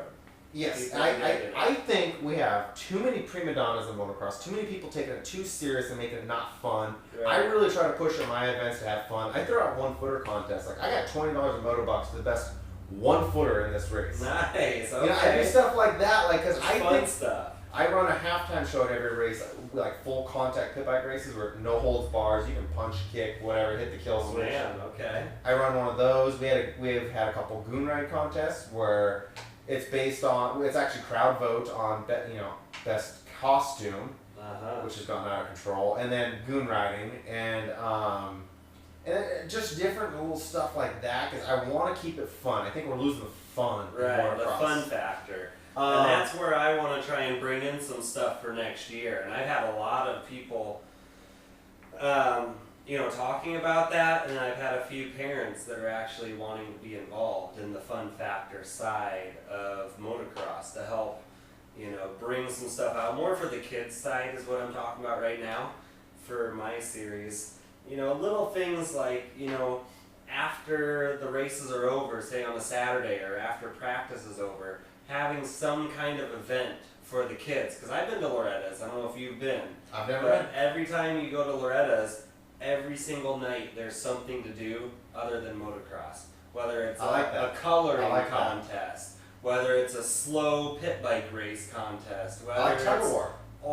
tug war, all sorts of little things, and there's all sorts of things that can be added. Right now, I'm kind of doing too much as one person. I need to kind of release some of those duties out to more people, and people that want to be involved, I've got to, let them in and let them be involved and help delegate all of that. So that's kind of what I'm going to do for the Washington State series. I'm going to add a little more fun, like what we're talking about. I'd like to add, there's little things like a potluck, where everyone gets together, brings their own food, kind of has a dinner together, something fun like that. Another thing I'm going to do for Washington State next year is movie nights. So I want to bring a projector, I want to bring a screen. We're going to play some old motocross or an old motocross video, whether it's, like Krusty Demons of Dirt, whether it's Winners Take All, some kind of old school stuff that maybe people want to see, at the races that's involved with motocross, and have like a movie night. I know at Moto West, I should have promoted it more, but we had a band at Moto West, and they actually were really good sounding. They're awesome. They played some rock hits from the olden days, and they had a stage and the lights going and everything, and stuff like that is fun other than the racing side of motocross weekends. So we're going to add more stuff like that for the Washington State series. I think that's one of the things that motocross needs, is we need to make it more fun. And I really try to bring, when I do stuff, I'm not saying I always get it perfect, but I try to bring people together, because I've been to races where you go, you do your moto, you go back to your trailer, and you sit there. Mm-hmm. Maybe hang out with your little immediate group. You don't wander, you don't intermingle, you just go do your thing. And it's got a little bit of a cold feel, where I think, I also think that you can still get along with your competitors just fine. Some of my best friends I've had some nasty battles with on the track. Yeah. That's fine. You can still be friends. I think we need to intermingle people a little bit. And that's why I like the halftime shows, to bring all people together and do fan votes so they can all be. I like to get them involved. I like to have it be fun, because you go to an off-road race like I just did. Oh man, it was fun. Mm-hmm. It was a good time, and it was laid back, and it was a lot of high-fiving. And after you go do your moto, you feel half dead. You sit down, you drink some water. Your buddy comes over, hey, what's up? Some random guy you've never talked to comes over and like high-fives you for that almost endo you did. Next thing you know, you're cracking beers and hanging out and having a good time. Right. I think in motocross, at least local Northwest motocross, has lost a little bit of that. And we're now at a lot of people don't realize that we're really at a critical point. Like, if you don't get 100 riders, you're not making money. Oh, I know a lot of people think all these promoters are getting rich. No. Supercross promoters might be getting rich. These local Northwest promoters, we're not doing this to get rich. If I wanted to purely make money, which I like money just as much as the next person, I would sell all my dirt bikes. I would quit promoting, and I would go into making construction signage pretty much specifically, and I would just stick to that, and I would do a bunch of stuff non-related to motocross. Where your heart's at. But I do what I want. I do what I do because I enjoy it, and I do a lot of different things, which people who follow this know. I got my hands in too many things. I run a eBay store, completely unrelated to all this. I have a clothing company. I have obviously the graphics company I've had forever. I do promoting, and I now do this this Moto Monday. That's which is gonna get better. It is getting better. John Courier, please come help me get all this set up, because we're struggling. We're now down to one camera out of the three that started. Hey, we still got this. This will be on SoundCloud. He's still going good. But I now do that. But that's what it takes to even just make a living. For sure. Well, I can make way better money doing other stuff, but this is what I like doing. Right. And that's how I feel about I think the most Washington State motors. series. I want to make that better so bad. And that's why I put that feeler out there on that Facebook. I've never had over 1,000 comments on any of my personal stuff, And whether that was from 1,000 different people, or if it was from 700 people, and some of them have commented more than once. You hit a nerve that it's like in the back of everyone's heads that that they know what's going on. Right. They can see that the turnouts are a little bit low. They're a lot lower than if they've been around for a while. They're lower than what they have been before. And the people that are just now getting into motocross, say in the 50 classes or the 60 classes, I mean, they should know that this should be full gates every single weekend. Every time we go to a race, I mean, it's always been full gates, even when I was on 80s. So there's a way to do it. We got to figure out this puzzle, and I think I figured out a little bit of my puzzle on my series. People are having a hard time committing to 2 days. It's expensive. Especially with the traffic, I can't tell you. I mean, I came today. I drove, it should have been a 3.5-hour drive to come see Justin today. It turned into a 6-hour drive just because of the traffic in Seattle, Bellevue. It's just ridiculous. So it's tough for you guys to leave Friday, get to a race for Saturday, be ready to show up in the morning with only a couple hours of sleep if you drove all night, like I've done before, just to get to my own personal races, and be unprepared for a Saturday race. So I think what I'm going to do with the Washington State Series, I'm going to do a Sunday race and a Saturday practice for next year. I want to give you guys more ride time. And a Saturday practice will definitely do that if you can get there Saturday and get a little seat time. Even if you get there Saturday in the afternoon, you still get a little seat time. And then Sunday, you're all ready and fresh and ready to race on Sunday. So I want to make that, a little more of what I want to do with my series, as well as maybe getting rid of the commitment factor of, this year I did 12 out of 15 rounds, gets you into the series end awards and series end trophies. I've noticed once someone is out of the series, say you guys rode a couple races, you're in for the first 2 or 4 rounds, then like Burkestall said, I gotta go fishing during July. I can't make it to those rounds. It's a trip I do every year. So once you guys are out of the series, then you don't come to any more races. So maybe there's a way to take away the commitment level of saying I have to be at 12 out of 15 rounds to qualify for series end awards. That's going to be a gamble on my end, because then I'm saying, well, everyone that's qualified for series end awards, I'm going to have to pay for those, whether they've all committed to that many rounds or... I don't think people know how much we pay for trophies, too. Right. I mean, especially my trophies. In my series, I do 5-foot-tall championship trophies. I mean, those aren't cheap. And when thankfully, I own a graphic shop. I can make my own. Right. But still, it takes a long. Like I'm making Mountain View's year-end trophies. Yeah. That's a long time and a lot of work to make that. And I know what I'm even paying for costs. People don't going back to, they think all promoters are rich. Nah, we do this because we enjoy the sport. Right. We're definitely trying to make a little bit of extra money on top of it, but yeah, I mean, we want it to pay for itself and not have us be throwing money into the fire. So yes, with my trophies, I mean, a 5-foot-tall trophy ain't cheap by any means, but I do that because when I was a kid, and when I would get a 5-foot-tall trophy, which I've only had probably once or twice in a lifetime, I mean, it was like the coolest thing I've ever even had or seen. And even a 30-year-old, 50-year-old is going to dig a trophy that's that tall, because that's going to be one of the biggest trophies they've ever had in their lifetime. Total side note off topic for a second. What's your girl's name? Karen Kanata. She's having some fun. Anyways, I'm like, that's my sweetheart. Wow, okay. I proposed to her at Riverdale, by the way. At Riverdale? On the finish line jump, at my own race, on the last moto of the race. So I was the last guy on the track, so I knew no one was going to jump on me. That's good. And I laid the bike over and proposed to her right there at Riverdale. Actually, can we take one more side note on Riverdale then? Yeah. Because I was gonna use this Moto Monday to make my announcement. Okay.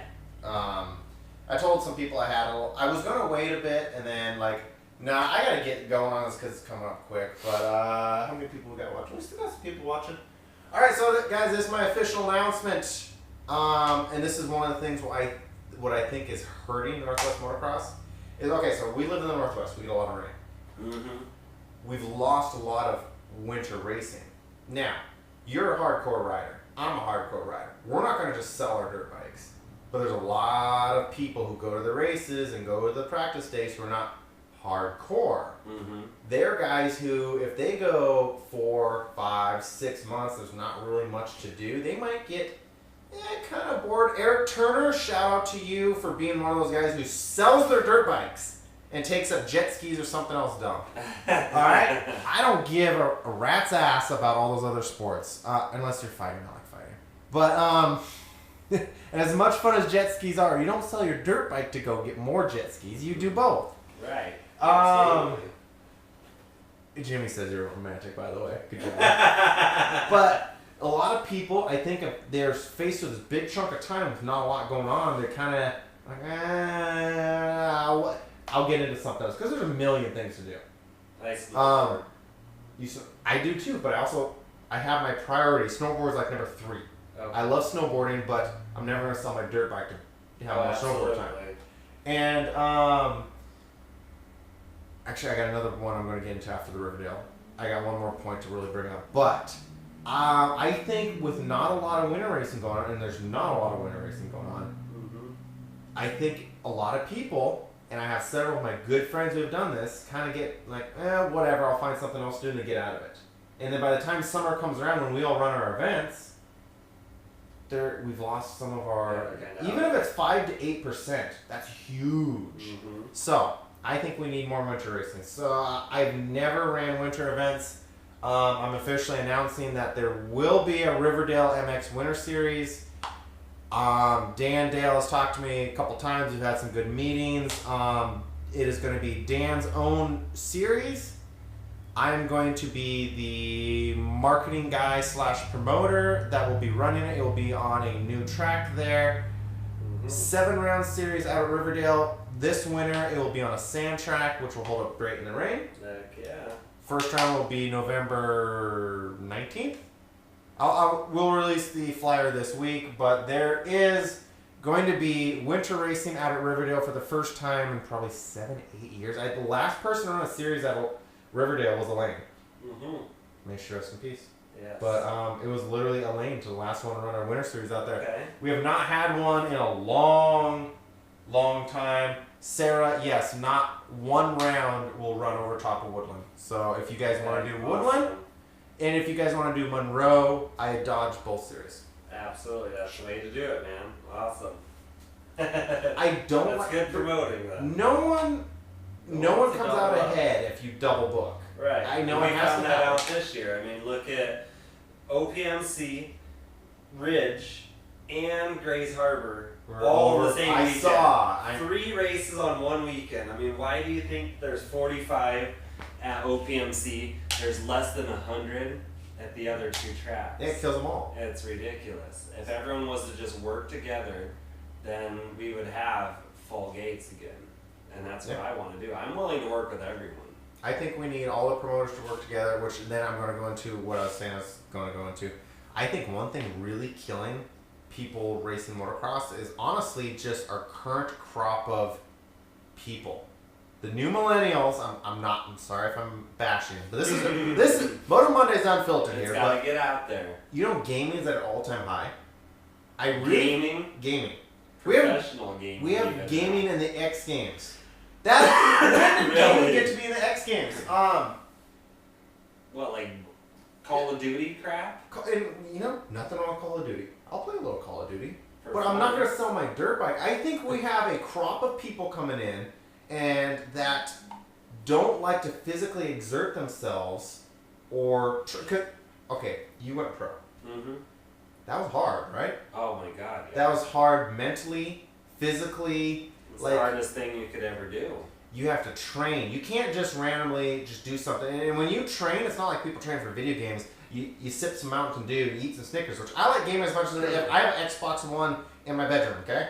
And I have another Xbox One out in my living room, okay? Yeah. Gaming's gaming, okay? Yeah, it's fun stuff. But you know what? It shouldn't replace actually doing real things. And I feel like we have a current crop of people that, I'm not even going to say just Americans, I'm just going to say people that don't like to push themselves. They're so in their comfort zone, they don't like going out of their comfort zone. And I believe it is healthy for someone to push themselves, to go into those uncomfortable spaces, because that's how you grow. Yeah. And I think we have a lot of people who don't want to do that. I think we have a lot of people that as soon as they have to, I mean, even kids who are into motocross and racing, they have to do the training and all that. But as soon as they have to start paying for some of it, aka get out of high school, and your parents are like, you should probably start pitching in a little bit. Yeah. They just quit. No, that's too hard. Right. And that's why everyone drops out. I think we have a crop of people that don't like being in an uncomfortable zone and don't want to really push. You know, why would you go do that? You know, okay, it's hard. Gaming is at an all-time high. You know what else is at an all-time high? RC cars.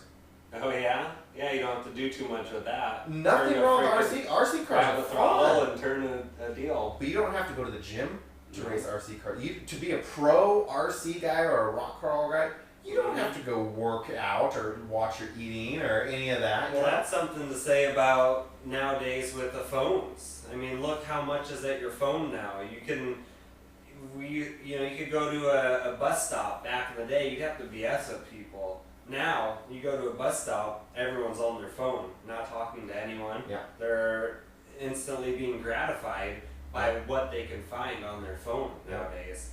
And that goes to show, and even in motocross. You know, if it's so easy in life now to find certain things on your phone, you're going to be lazy in other aspects in life, and that just is going to transform into motocross. And motocross, because I've heard, now I'm not into a lot of other things. I have a few select areas of my life I really enjoy, and I just kind of focus on those. I've never watched a football game a day in my life. I've never seen a full, even the Super Bowl, I'll watch a little bit and go eat some nachos and leave. I've never seen a full football game. Put on record, 30 years of my life, I've never seen a full football game. Anyway, especially nowadays. Oh yeah, it was not even getting into how but I have a few things and I just super hyper focus on those. Yeah. That said, the things I enjoy are really hard, and I think people don't want anything hard. You know. It's nowadays people. It's our generation. It is the current crop, the current generation, and I think I'm not Nostradamus here, but I think in time we're going to snap back.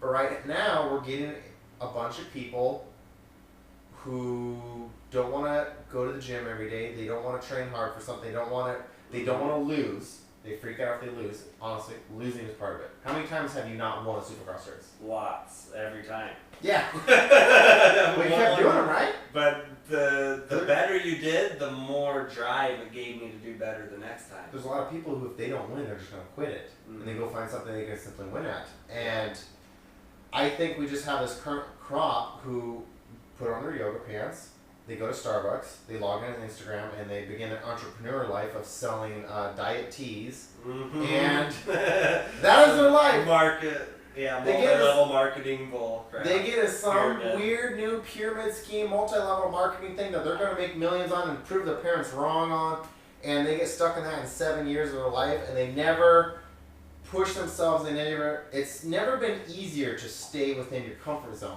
And unfortunately, the sport that we're in, motocross, you got to get out of your comfort zone a lot. All the time, especially if you want to win. There's no comfort zone. I mean, you are literally riding something that is heavier than you, is really fast, and that won't stay up if you stop. It will tip over. And you're trying to do some really crazy wild things on that. I think that's honestly scaring a lot of people away. And part of what's hurting motocross, I think, is simply just the generation that's coming into it. Yeah, it's a different generation nowadays. And funny to touch on that to be out of your comfort zone. Oh, Sarah.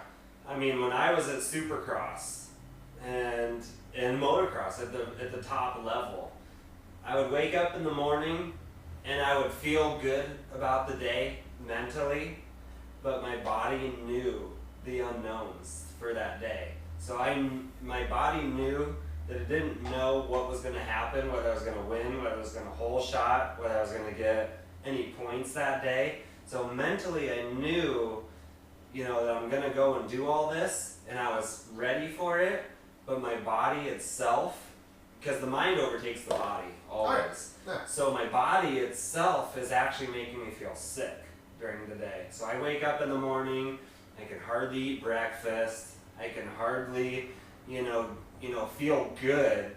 I actually feel weak because of the adrenaline, and I'm not even at the moto yet, and the adrenaline that's going through your body, because I'm going to walk into a stadium, it's going to be filled with 45 to 60,000 people.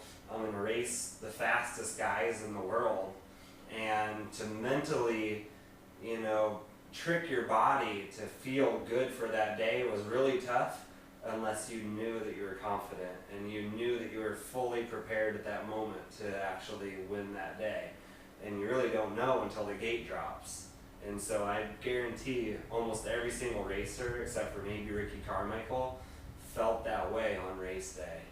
And guys don't like feeling that way. I didn't like feeling it that way. And that's why guys train so hard nowadays, is to get comfortable and feel comfortable with race day, because it's not fun at all to feel like you're unprepared. But no matter how much you prepare, you're always going to have that, and I think that's scaring a lot of people away. Yeah, absolutely. So it's easier to go and grab your phone or to go play a video game nowadays. Yeah, it is, and I think people simply want to stay within their comfort zone. Mm-hmm. I think it's healthy to push yourself outside your comfort zone. Absolutely. Do something that you're not. Do something that you're going to probably lose at and you're not going to be good at, and give it your best. I guarantee the next day you're going to feel better though. Mm-hmm. As long as you know. Oh, honestly, okay, so not saying I'm the shining example, because I know dozens upon dozens of people far better than me and tougher than me. I never lay claim to be really the best at anything. I'm definitely not the toughest, but riding that pit bike at this Norks off-road race. Yeah. I was actually slightly proud of myself, because 3-4 times I was literally like, "There's the road. I'm done. I quit. I hurt." I have blisters at the places I didn't think you'd get blisters. Right, a stock 110 and ruts, deeper than the foot pegs. It was a rough go. I literally pulled off one time and went for the road, and don't be a pussy.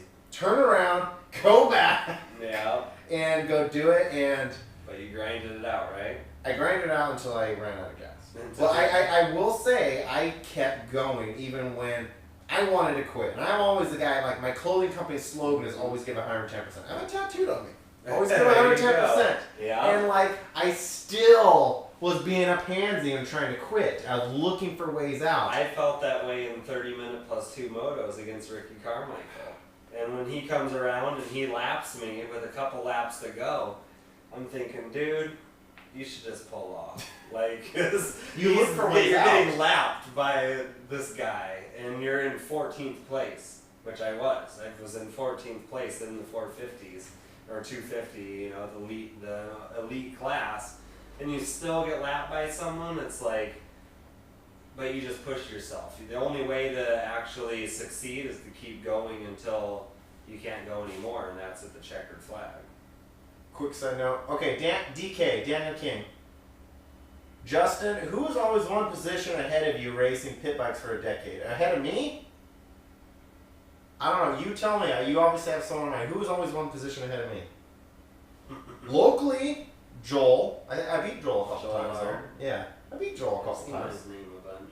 He's one of those just naturally gifted pit bike riders. He never cared or anything, but he's just stupid fat. By the way, though, he is also the one who messed up my arm. I dislocated my elbow and broke several bones in my hand because we raced the vet class together. Oh, no. I crashed in the lead, and he was right behind me on a stupid 125, runs me over, sucks my hand up, or my whole arm up into his tire.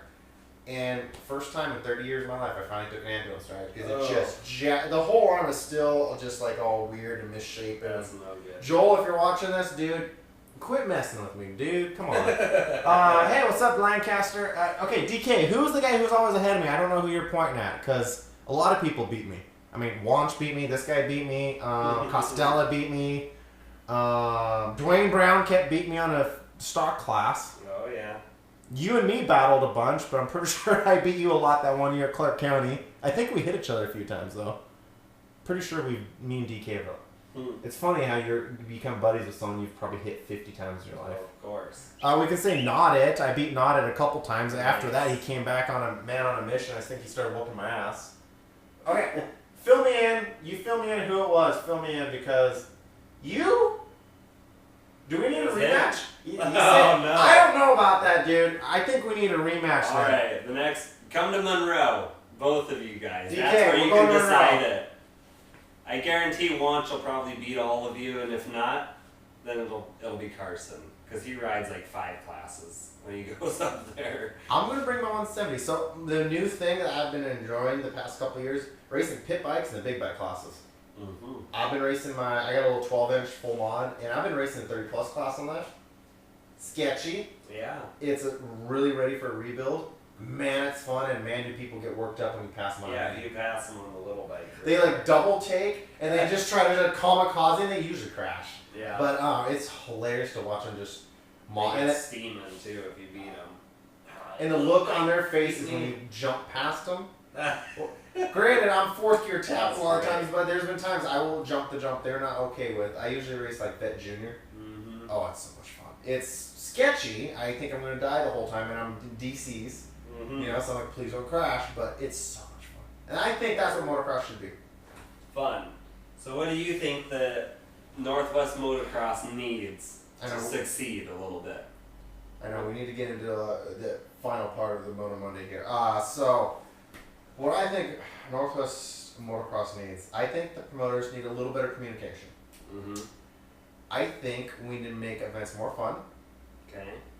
I think I need to lay a little bit back onto our riders to stop the drama. Okay. There's drama. There's moto drama. There's prima donnas. A little bit, yeah. I'm not saying that's the #1 killer, but I think there is some of that, and I guarantee you that would help the numbers, because if you go to off-road races, I challenge any of you motocrossers, go to an off-road race and report back. You'll notice it's a different atmosphere. Yeah.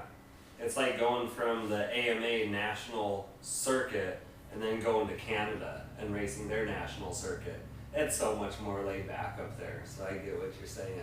I think if on an amateur level where they don't have to race, it's not their living, they do it out of pleasure. Mm-hmm. We need to keep it fun, and I think if we can find a way to bring that back, if we cut out some of the drama, the prima donnas, and your kid, I know your kid has a mod cylinder and all that kind of stuff, and you get into fights. I've had to break up fights at my events. Like, jeez.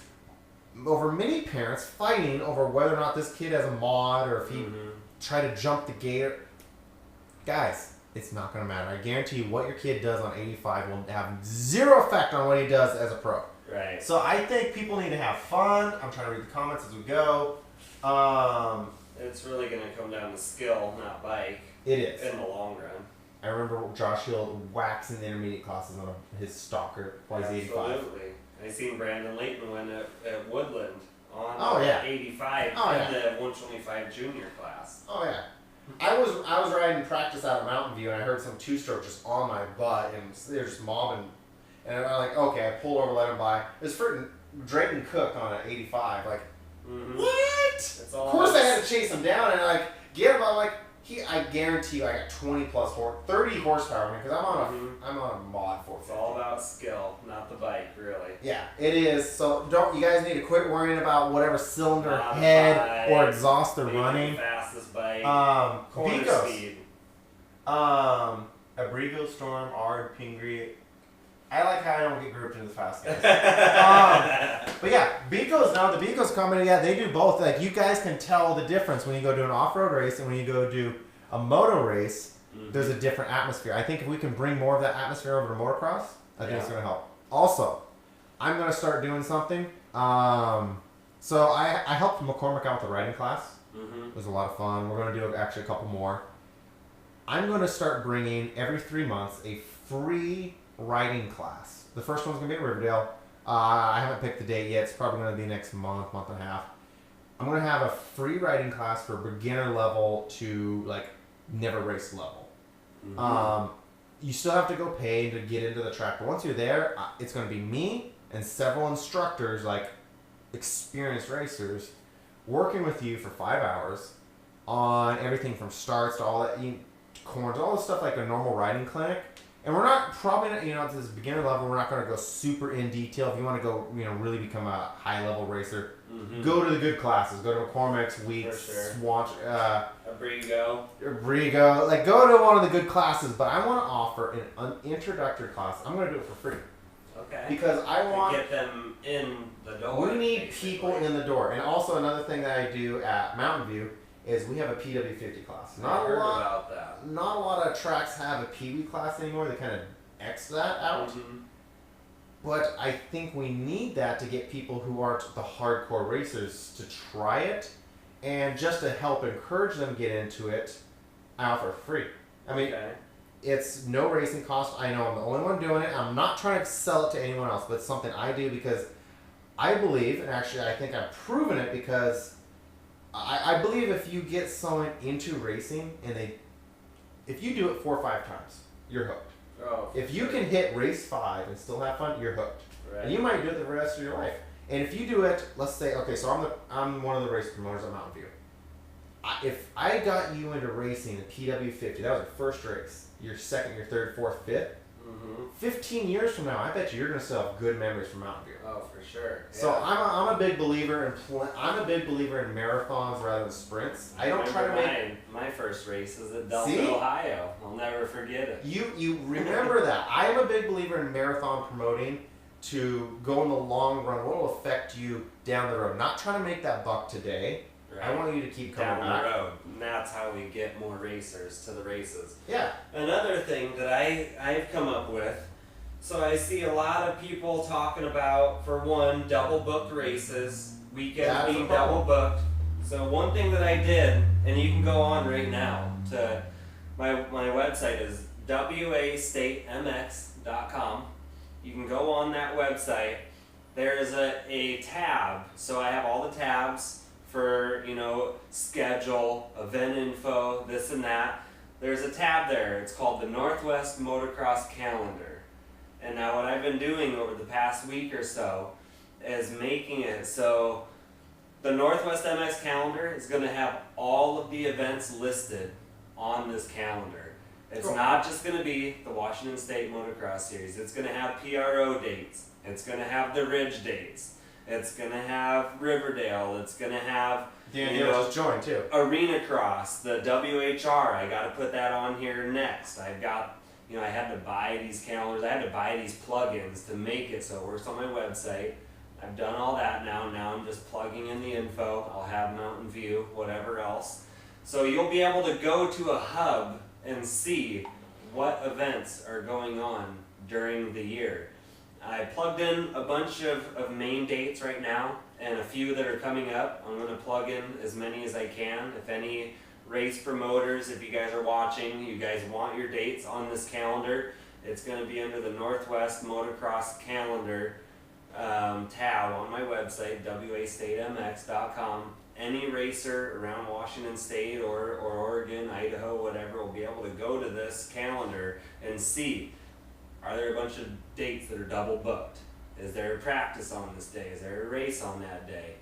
That's going to be able to kind of help you guys see what's actually going on around the Northwest. And then 2, a lot of the customers are saying that it's too expensive. So they're saying that it's too expensive to go to the races. So another thing that I'm doing that I'm going to add on my website, and it's on that actual page, the Northwest Calendar, Northwest Motocross Calendar, scroll down past the main fold, and there's going to be a pre-entry sign-up on my website. You'll be able to pre-enter on my website for the races. If you pre-enter online, it's going to give you guys a discount. So I'm going to offer this a couple different ways. Right now, it's got the most basic form. It's like filling out your race entry when you go to the race, on the day of the race. and you go and fill that form out. It's going to have your name, it's going to have your address, it's going to have what class that you guys ride, and when you guys fill that out on my website, you guys can put in your credit card, your debit card, you can put it in through PayPal, whatever you guys want.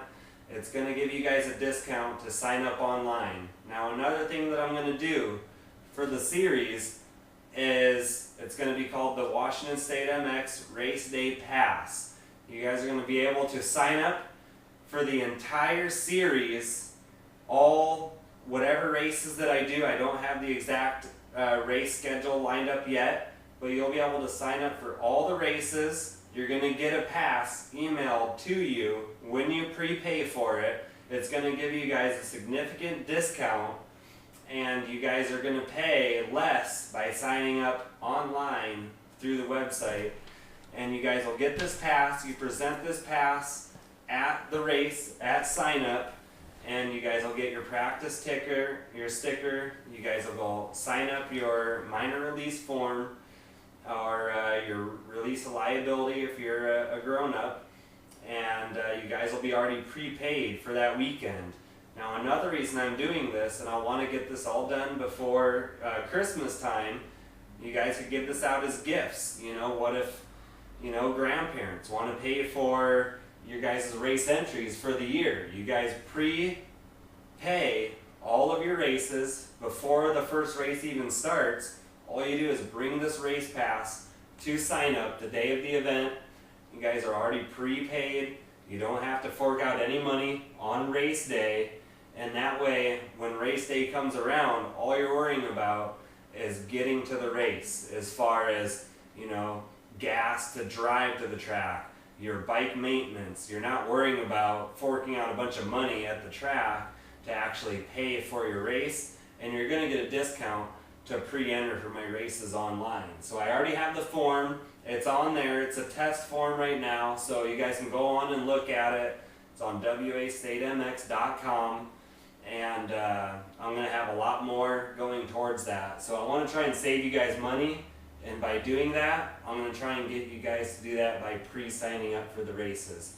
And now, one thing that I'm going to make sure of, obviously people get hurt. If you pre-enter for my entire series, you know, something comes up, you pay for 8 races, there's only 8 races in the series, this is going to last for 2 years. So nice. 2018, and it'll be available for 2019's races. So if you come and race a couple of races, you still got a couple of races left on your race day pass, you guys can use it in 2019 as well. So you get 2 years to use you guys' race day pass, because anything can happen. Yeah. I've, you know, expected to race the whole East Coast Supercross. I got hurt 4 days before Atlanta, the first round of the series. I didn't get to go to any of them. So, oh man. everything's prepaid to go to all the races, and you didn't get to go to any of them. So you guys will have an option to use this race day pass for 2 years. So that's something I've been working on really hard for the past week and a half. All right. Well, I know you gotta drive, so we should probably breeze through a few of the things we have to cover on Moto Monday. Absolutely. Which we always go into what happened last week. Thursday night motocross got rained out. Albany did run. So I don't know if you've seen the Oregon State MX series that's going. The Leechers are putting that together. First round was at Mountain View. They kind of doubled over our final round of our series. Okay. And then that was last week. So this week was rounds 2 and 3 at Albany. Looked like we got primo conditions. Nice. I don't know how Albany is going to be in January, but sorry guys, I don't know if I want to ride Albany in January, but they squeaked in rounds 2 and 3 on what looked to be just primo conditions. Just primo. I was not there though. I'm sorry, Robbie. I went out to Riverdale. Which anyone just joined in, if you haven't caught on, I'm running some races at Riverdale. There's a winter series. I'll announce all that later. I don't need to keep going on with that. But I went out there and did an off-road race on a pit bike. My ass is sore. I have blisters on my hands. Every single toe is bruised up. I still almost got the whole thing in. The course was 6.5 miles. Dang. I'm impressed That's with pretty gnarly. I'm impressed with how long a course they squeaked into Riverdale. Right. And they did a lot of around the tree, around the tree, around the tree, around the tree, I've seen down a some of that. cliff. They threw a lot of like random cliffs. Like you go around a corner and suddenly just drop off. Wow. You had to be on your toes. A lot of people going down, and no one really. I didn't really see anyone get hurt, but a lot of people just down, like not ready for it. You know, it was a really technical course. It was a lot of fun. Hey, so what's up, Forrest Transit? Hey, McCormick, now you join us. Thanks, bro. Now you join us as we're finishing. I talked to him earlier, like, log on 7. The course was gnarly, but it was a lot of fun. Perfect Riverdale conditions, absolutely perfect, and I'm pretty sure they got around 500 entries. Nice. Because I've seen them on a 400 entry day, and the parking lot was way more full. Okay. So, it was packed. Yeah, they're killing it. They had to literally run people all the way out towards the, all the way to the drag strip. Nice. Is where parking went. That's, all the way to the drag strip. That's a busy day. It was a busy day. There's a lot of people. Lance Smale, ran into him out there. He came up and said, "What's up?" Lance is a regular Moto Monday watcher. Mm-hmm. He just smoked everyone in the Open Expert. Nice. And then Carson Brown raced. Killed it with the, what was that class? A? Yeah, double A. Double A. I think he won by over 3 minutes by the end. I seen some videos. He was ripping, dude. You I can't couldn't- touch that kid. I couldn't right get now. it. Like an hour in, he was still racing like a motocrosser. Right. You can't do an off-road race like He a motocross posted race. his Instagram saying he was wide open for 2 hours. He was riding near the end, still like what we would do for for me, like an 8-minute moto sprint. Right. He was Throwing the sprinting bike, whole just time. hanging off the rear fender. I mean, like, He's got how a do you future. have that energy, That's bro? for dang sure. He was just mobbing the entire time. He didn't like settle into like Lance. You could see was just settling into a smooth, smart, fast pace. Not Carson. He was just kamikaze the entire time. That's a youth. I know. Youth and Give him speed. 5 years. We'll still staying off the rear fender. Olivia rode 2 hours 40 minutes. Yeah, how does Olivia Bico feeling after that? I believe she did 2. Oh man. Who does 2 classes? 2 classes of off-road. off-road race, dude. That's just not Wow. smart. Like, That's going. I'm so she wants sore to after ride 1. that Who guy. does 2? Yeah. And Carson went home and still rode motos that night. Yeah, he's a freak. Dude, he is an animal. And he's $50 going says he won't be able to do that in 5 years though. Age So- does hit you. So yeah, I think anything else that happened over the past week? I think we I kind know of. what we got coming up. Yeah, I know what we got caught. So this Thursday, PIR Thursday Night Motocross, last race of the year. It will also be the High Points Awards. I will be out there giving out a JJW Designs Most Improved Rider Award. And that's going to be fun. Hopefully the weather holds out so we have a good time with that. And would you like to tell us what's happening this weekend then? Yeah, so we got DTMX on Saturday night. It's a track. It's new, but it's if you've been around in the game for a while. Richland, Horn Rapids Motocross used to run this track as the Black Widow track. Okay. So back in the day, it used to be a sprint boat track. So they used to have it filled with water. It's now turned into a motocross track, which is basically like an arena cross, actually bigger than arena cross though. Dan Tungle, he runs DTMX over there, and it's about 1:30 lap time, deep sand. It's probably our only true sand motocross track other than maybe Woodland in the Northwest. And the viewing is all up above. So the track is down in a hole. The viewing is all from up above. You'll be able to see the entire thing. We got pro motos going off at 4:30, 6 o'clock, 7:30, 9 o'clock. 450 Pro is going off at 7:30 and 9 o'clock. Guaranteed pro purse, $500 for first. And it breaks down from there. You can look at the website and the Facebook for the actual breakdown. It is our last round of the Washington State Motocross Series, which is round number 15. We'll be giving away the championship trophies, series end awards on Sundays, the day after the race there at DTMX. So we got the 5 foot tall championship trophies, we got the #1 red plates to give away, and all the goodies from all the sponsors. So we'll have that all there ready for you guys. So if you guys aren't doing anything this weekend, or if you're looking to just practice, come out and race with us at DTMX. It's a new track, something you guys have never ridden or seen before, and it's going to be pretty dang awesome. So I'll be there a couple days before the race to be on the dozer and the skid steer to help make sure that it's dialed in. So it's Saturday night. So Saturday night. And okay. It's a night race too, so that's the cool thing about this track. You never really get an outdoor track at nighttime other than PIR and maybe Pacific Raceways. Well, this is totally different. It's sand. Practice starts at 12 noon, and then racing starts at 2. So we're going to lead into the 9 o'clock for the pros. This is going to hopefully be the last moto of the night. Interesting. And then we're also going to have a halftime free product giveaway. So I don't know exactly what. We may do, like a whip contest. We may do, a foot race. I still am in the works for all that type of stuff for the halftime show. But I want to make sure that we have something cool to give away for those guys too. All right. So Saturday night, Saturday. September 30th. Final round of the Washington State Series. DTMX in Richland, Washington. All right. Brian needs a sponsor for that, apparently. I don't know. So I think that's about all we got going really for race events. We're in that transition period right now of all the summer stuff ending and all the winter stuff starting. Apparently, I don't get a break this year. Because I'm ending with the Mountain View we just finished, and we're having our high points in 2 weeks, and then I have to start planning to go way north at Riverdale, so I don't get a vacation apparently. I don't know why I do this sometimes. Love the sport, so. I do. So Saturday night. My parents actually live right across the street from the track. Come in out, the Richland golf course. Come there. see us, dude. Be sweet. My big bike speed is definitely pretty bad right now, especially with the GIMP left arm. But it might be fun.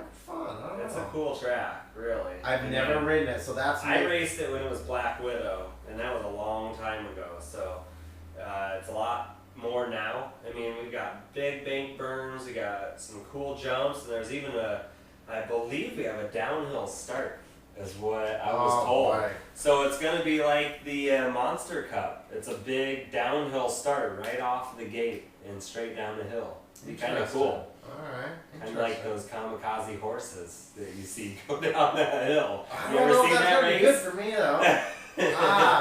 Especially because me and Horn Rapids really have a hate-hate relationship. One of the worst crashes of my life, I woke up on the ground with no pants on at Horn. You must have ate it good then. I cross-rutted and somehow hooked the seat of my pants on the handlebars.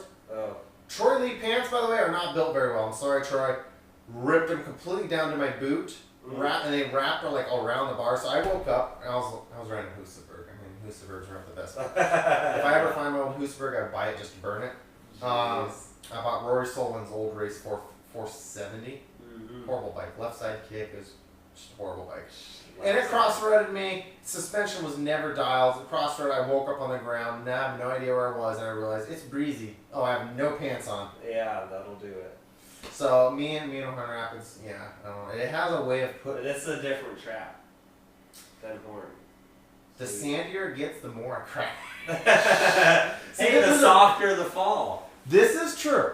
But there's a reason I love Mountain View so much is I like hard pack, like just a controlled throttle set into a proper groove, and you just kind of go around sand. Oh, we got a millennial here. He likes it easy, you guys. He no. likes it easy. No, I actually had one of the hardest moto races. I've done a lot of gnarly off-road, but the hardest moto race in my life was actually the final round of Mountain View because it was great weather. The track all got beat in, hard pack though, like Mountain View always gets, is clay. But about Moto 2, it started raining. Okay. But it's all hard pack. So what does that do? It just turns to ice. Oil slick, Yeah. ice. And then I'm Moto 3. And so I'm racing 30 plus class. I have my old buddy Eric Turner, and I have Justin Homan. Oh, sweet. And I crashed in the first moto, and I just totally slid out, smacked my head, got up, and I was like last in that. I was like, no, this moto I'm going to redeem myself. Homan gets the whole shot. Second corner, I stuff him. I'm like, no, I'm getting this one. Well, he catches me, and next thing you know, it's pouring down rain, and we're riding on oil slick. And we're slipping. We don't know whether to hit the jump or not. He hits one to pass me, and he throws the sickest. I mean, Homan can whip. Of course. Better than me. I can't whip. Yeah, metal militia boy here. He can whip. And he whipped it out so sick. I'm like, way to rub it in. And then he starts dabbing in the air, and I realize, oh, he's not actually whipping. He slid out. Oh, yeah. He slid out. He lands off the track, dabbing his leg, and he keeps going again. I'm like, oh, this is sketchy. And so, yeah, it turned into, do you do the jump or not? And multiple times in front of me, he just literally went completely sideways, feet off the pace. And then I try to pass him, I hit a jump, and next thing you know, I'm at a 90-degree angle in the air. I don't like going sideways. And so... Not good. So we had the sketchiest moto, and both of us obviously wanted to win because we kept pushing each other. But I went to all the way to the checkers with us, just riding sketchy, dabbing our feet off the pegs, trying to find any spots that's Mountain View. You guys, anyone who came to the last round of Mountain View now understand why we cancel our practices when it rains. It was sketchy. Clay ice rink. It was literally an ice rink. Mm-hmm. So, I don't know. Sand tends to do bad things to me, but maybe. We'll see. So, right. Saturday. And be there. Practice starts at noon? Yeah, practice is at noon, so you guys can sleep in and still make it. We had 1,000 comments, over 1,000 on that board about Pacific Northwest Motocross. So. Yeah, you almost broke Facebook with that. Almost did for the Northwest Motocross, so. I was pretty epic. Let's get at least 500. I'd be happy with 500 riders in our series for this last round. And we're paying the pros. And everyone gets a chance to race. We'll have some long motos, and it's going to be awesome. All right. So DTMX final round of the Washington State Series, and you're going to do it again next year? Absolutely. We're making adjustments, and I'm absolutely going to do it in 2018. All right. So I'll make it so you guys come out. I we want full gates. What's it going to take to get a pit bike class? I'll add a pit bike class. If we can get the riders. Absolutely could. If we can get the riders, I will.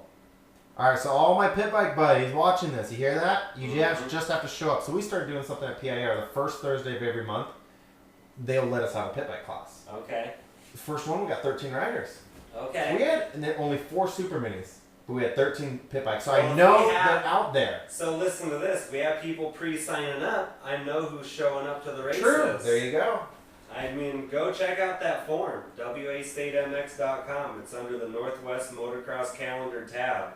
You guys can preview that form. It's already there, ready to be filled out. You fill it out. I mean, you're going to pay through debit card, credit card, PayPal. Right now, if you fill it out, you don't even have to pay through the card. The information is going to come to me no matter what. So, all right. Check it out. There you go. Shout out to all my pit bike buddies. DK, I know you still got your bikes. I saw your garage. Let's do some pit bike races next year, 2018. I started the hashtag Make Pit Bikes Great again. Guys, let's make a class for it. But still, if you got a big bike, you should show up. I think we got into good stuff. We covered it all. I'll be back again, dude. I appreciate it. Absolutely. I drove a long ways today. Shout out to Ryan. Actually, how was the proper French way to? Abrigo. Abrigo here. That's what the French and the Canadians call me. Shout out to Ryan Abrigo here for making the epic drive down in traffic for Moto Monday 20 for you guys. No, we're not taking our shirts off. So I knew it was gonna happen. Oh geez, here we go. No, I'm not doing it. I'm holding out. Yeah, I got this. This stuff's going. Yeah. Now I'm holding out. Although I will say, we had the pink race at PIR a week or two ago, and they were actually raising a fund to like, hey, we'll give this much money to the cancer fund if you take your shirt off. Uh-oh. The thing Did is, I just blow it out? No, I brought cash. So like, oh, you're gonna pay $50? I got $55. They got up to $110 I had to give to keep my shirt on. So if you guys want that, I'm still holding out. We got to give it to the local tumor bank if you want me to take my shirt off. I've held out for 20 episodes. I can hold out longer. You guys are out of control. Sarah, you're an instigator. Stop it. Stop it. Sun's out, guns out. All right, so as we end, good Ryan, times, man. Ryan, how can we find you or the Northwest Racing Association on social media? So social media, I'm under Northwest Racing Association is the Facebook page for the Washington State Motocross Series. I may change that name to the Washington State Motocross. Okay. I don't know yet. But you can always find any of that information can be found through me, which is I'm just Ryan Abrigo on Facebook. I'm Abrigo402 on Instagram. Which I don't post a whole lot there, but I do a lot on my story. So Gotcha. check out the story on there. I'm Alright. a day-to-day stuff is always on there. Abrigo 402. Yeah, All right. Abrigo402. Right. And wastatemx.com. That is the official website for Washington State Motocross Racing and the Washington State Motocross Championship Series that is backed by the manufacturers. Right on. All right, and if you guys are watching this on Facebook, because Instagram died, apparently YouTube died very early. If you're watching this on Facebook, you already know what my Facebook is. You can find me on Instagram, justin.wharton. And, of course, 110 Clothing, 110clothing.com. You get these Just Send It tees are on sale this week. And I think that's about it. We had a good time. Appreciate it, bro. It was fun. Man. We're going to get out of here. We went late, I know. We started late, we went late, but we had a good time. We went deep into Northwest Motocross. That's right. Be back next Monday, 7 p.m. Hell yeah. And then I'm going, so that one's dead. I think this one, I got a piss again. that one's dead. Now to turn off the audio on this one. Okay, so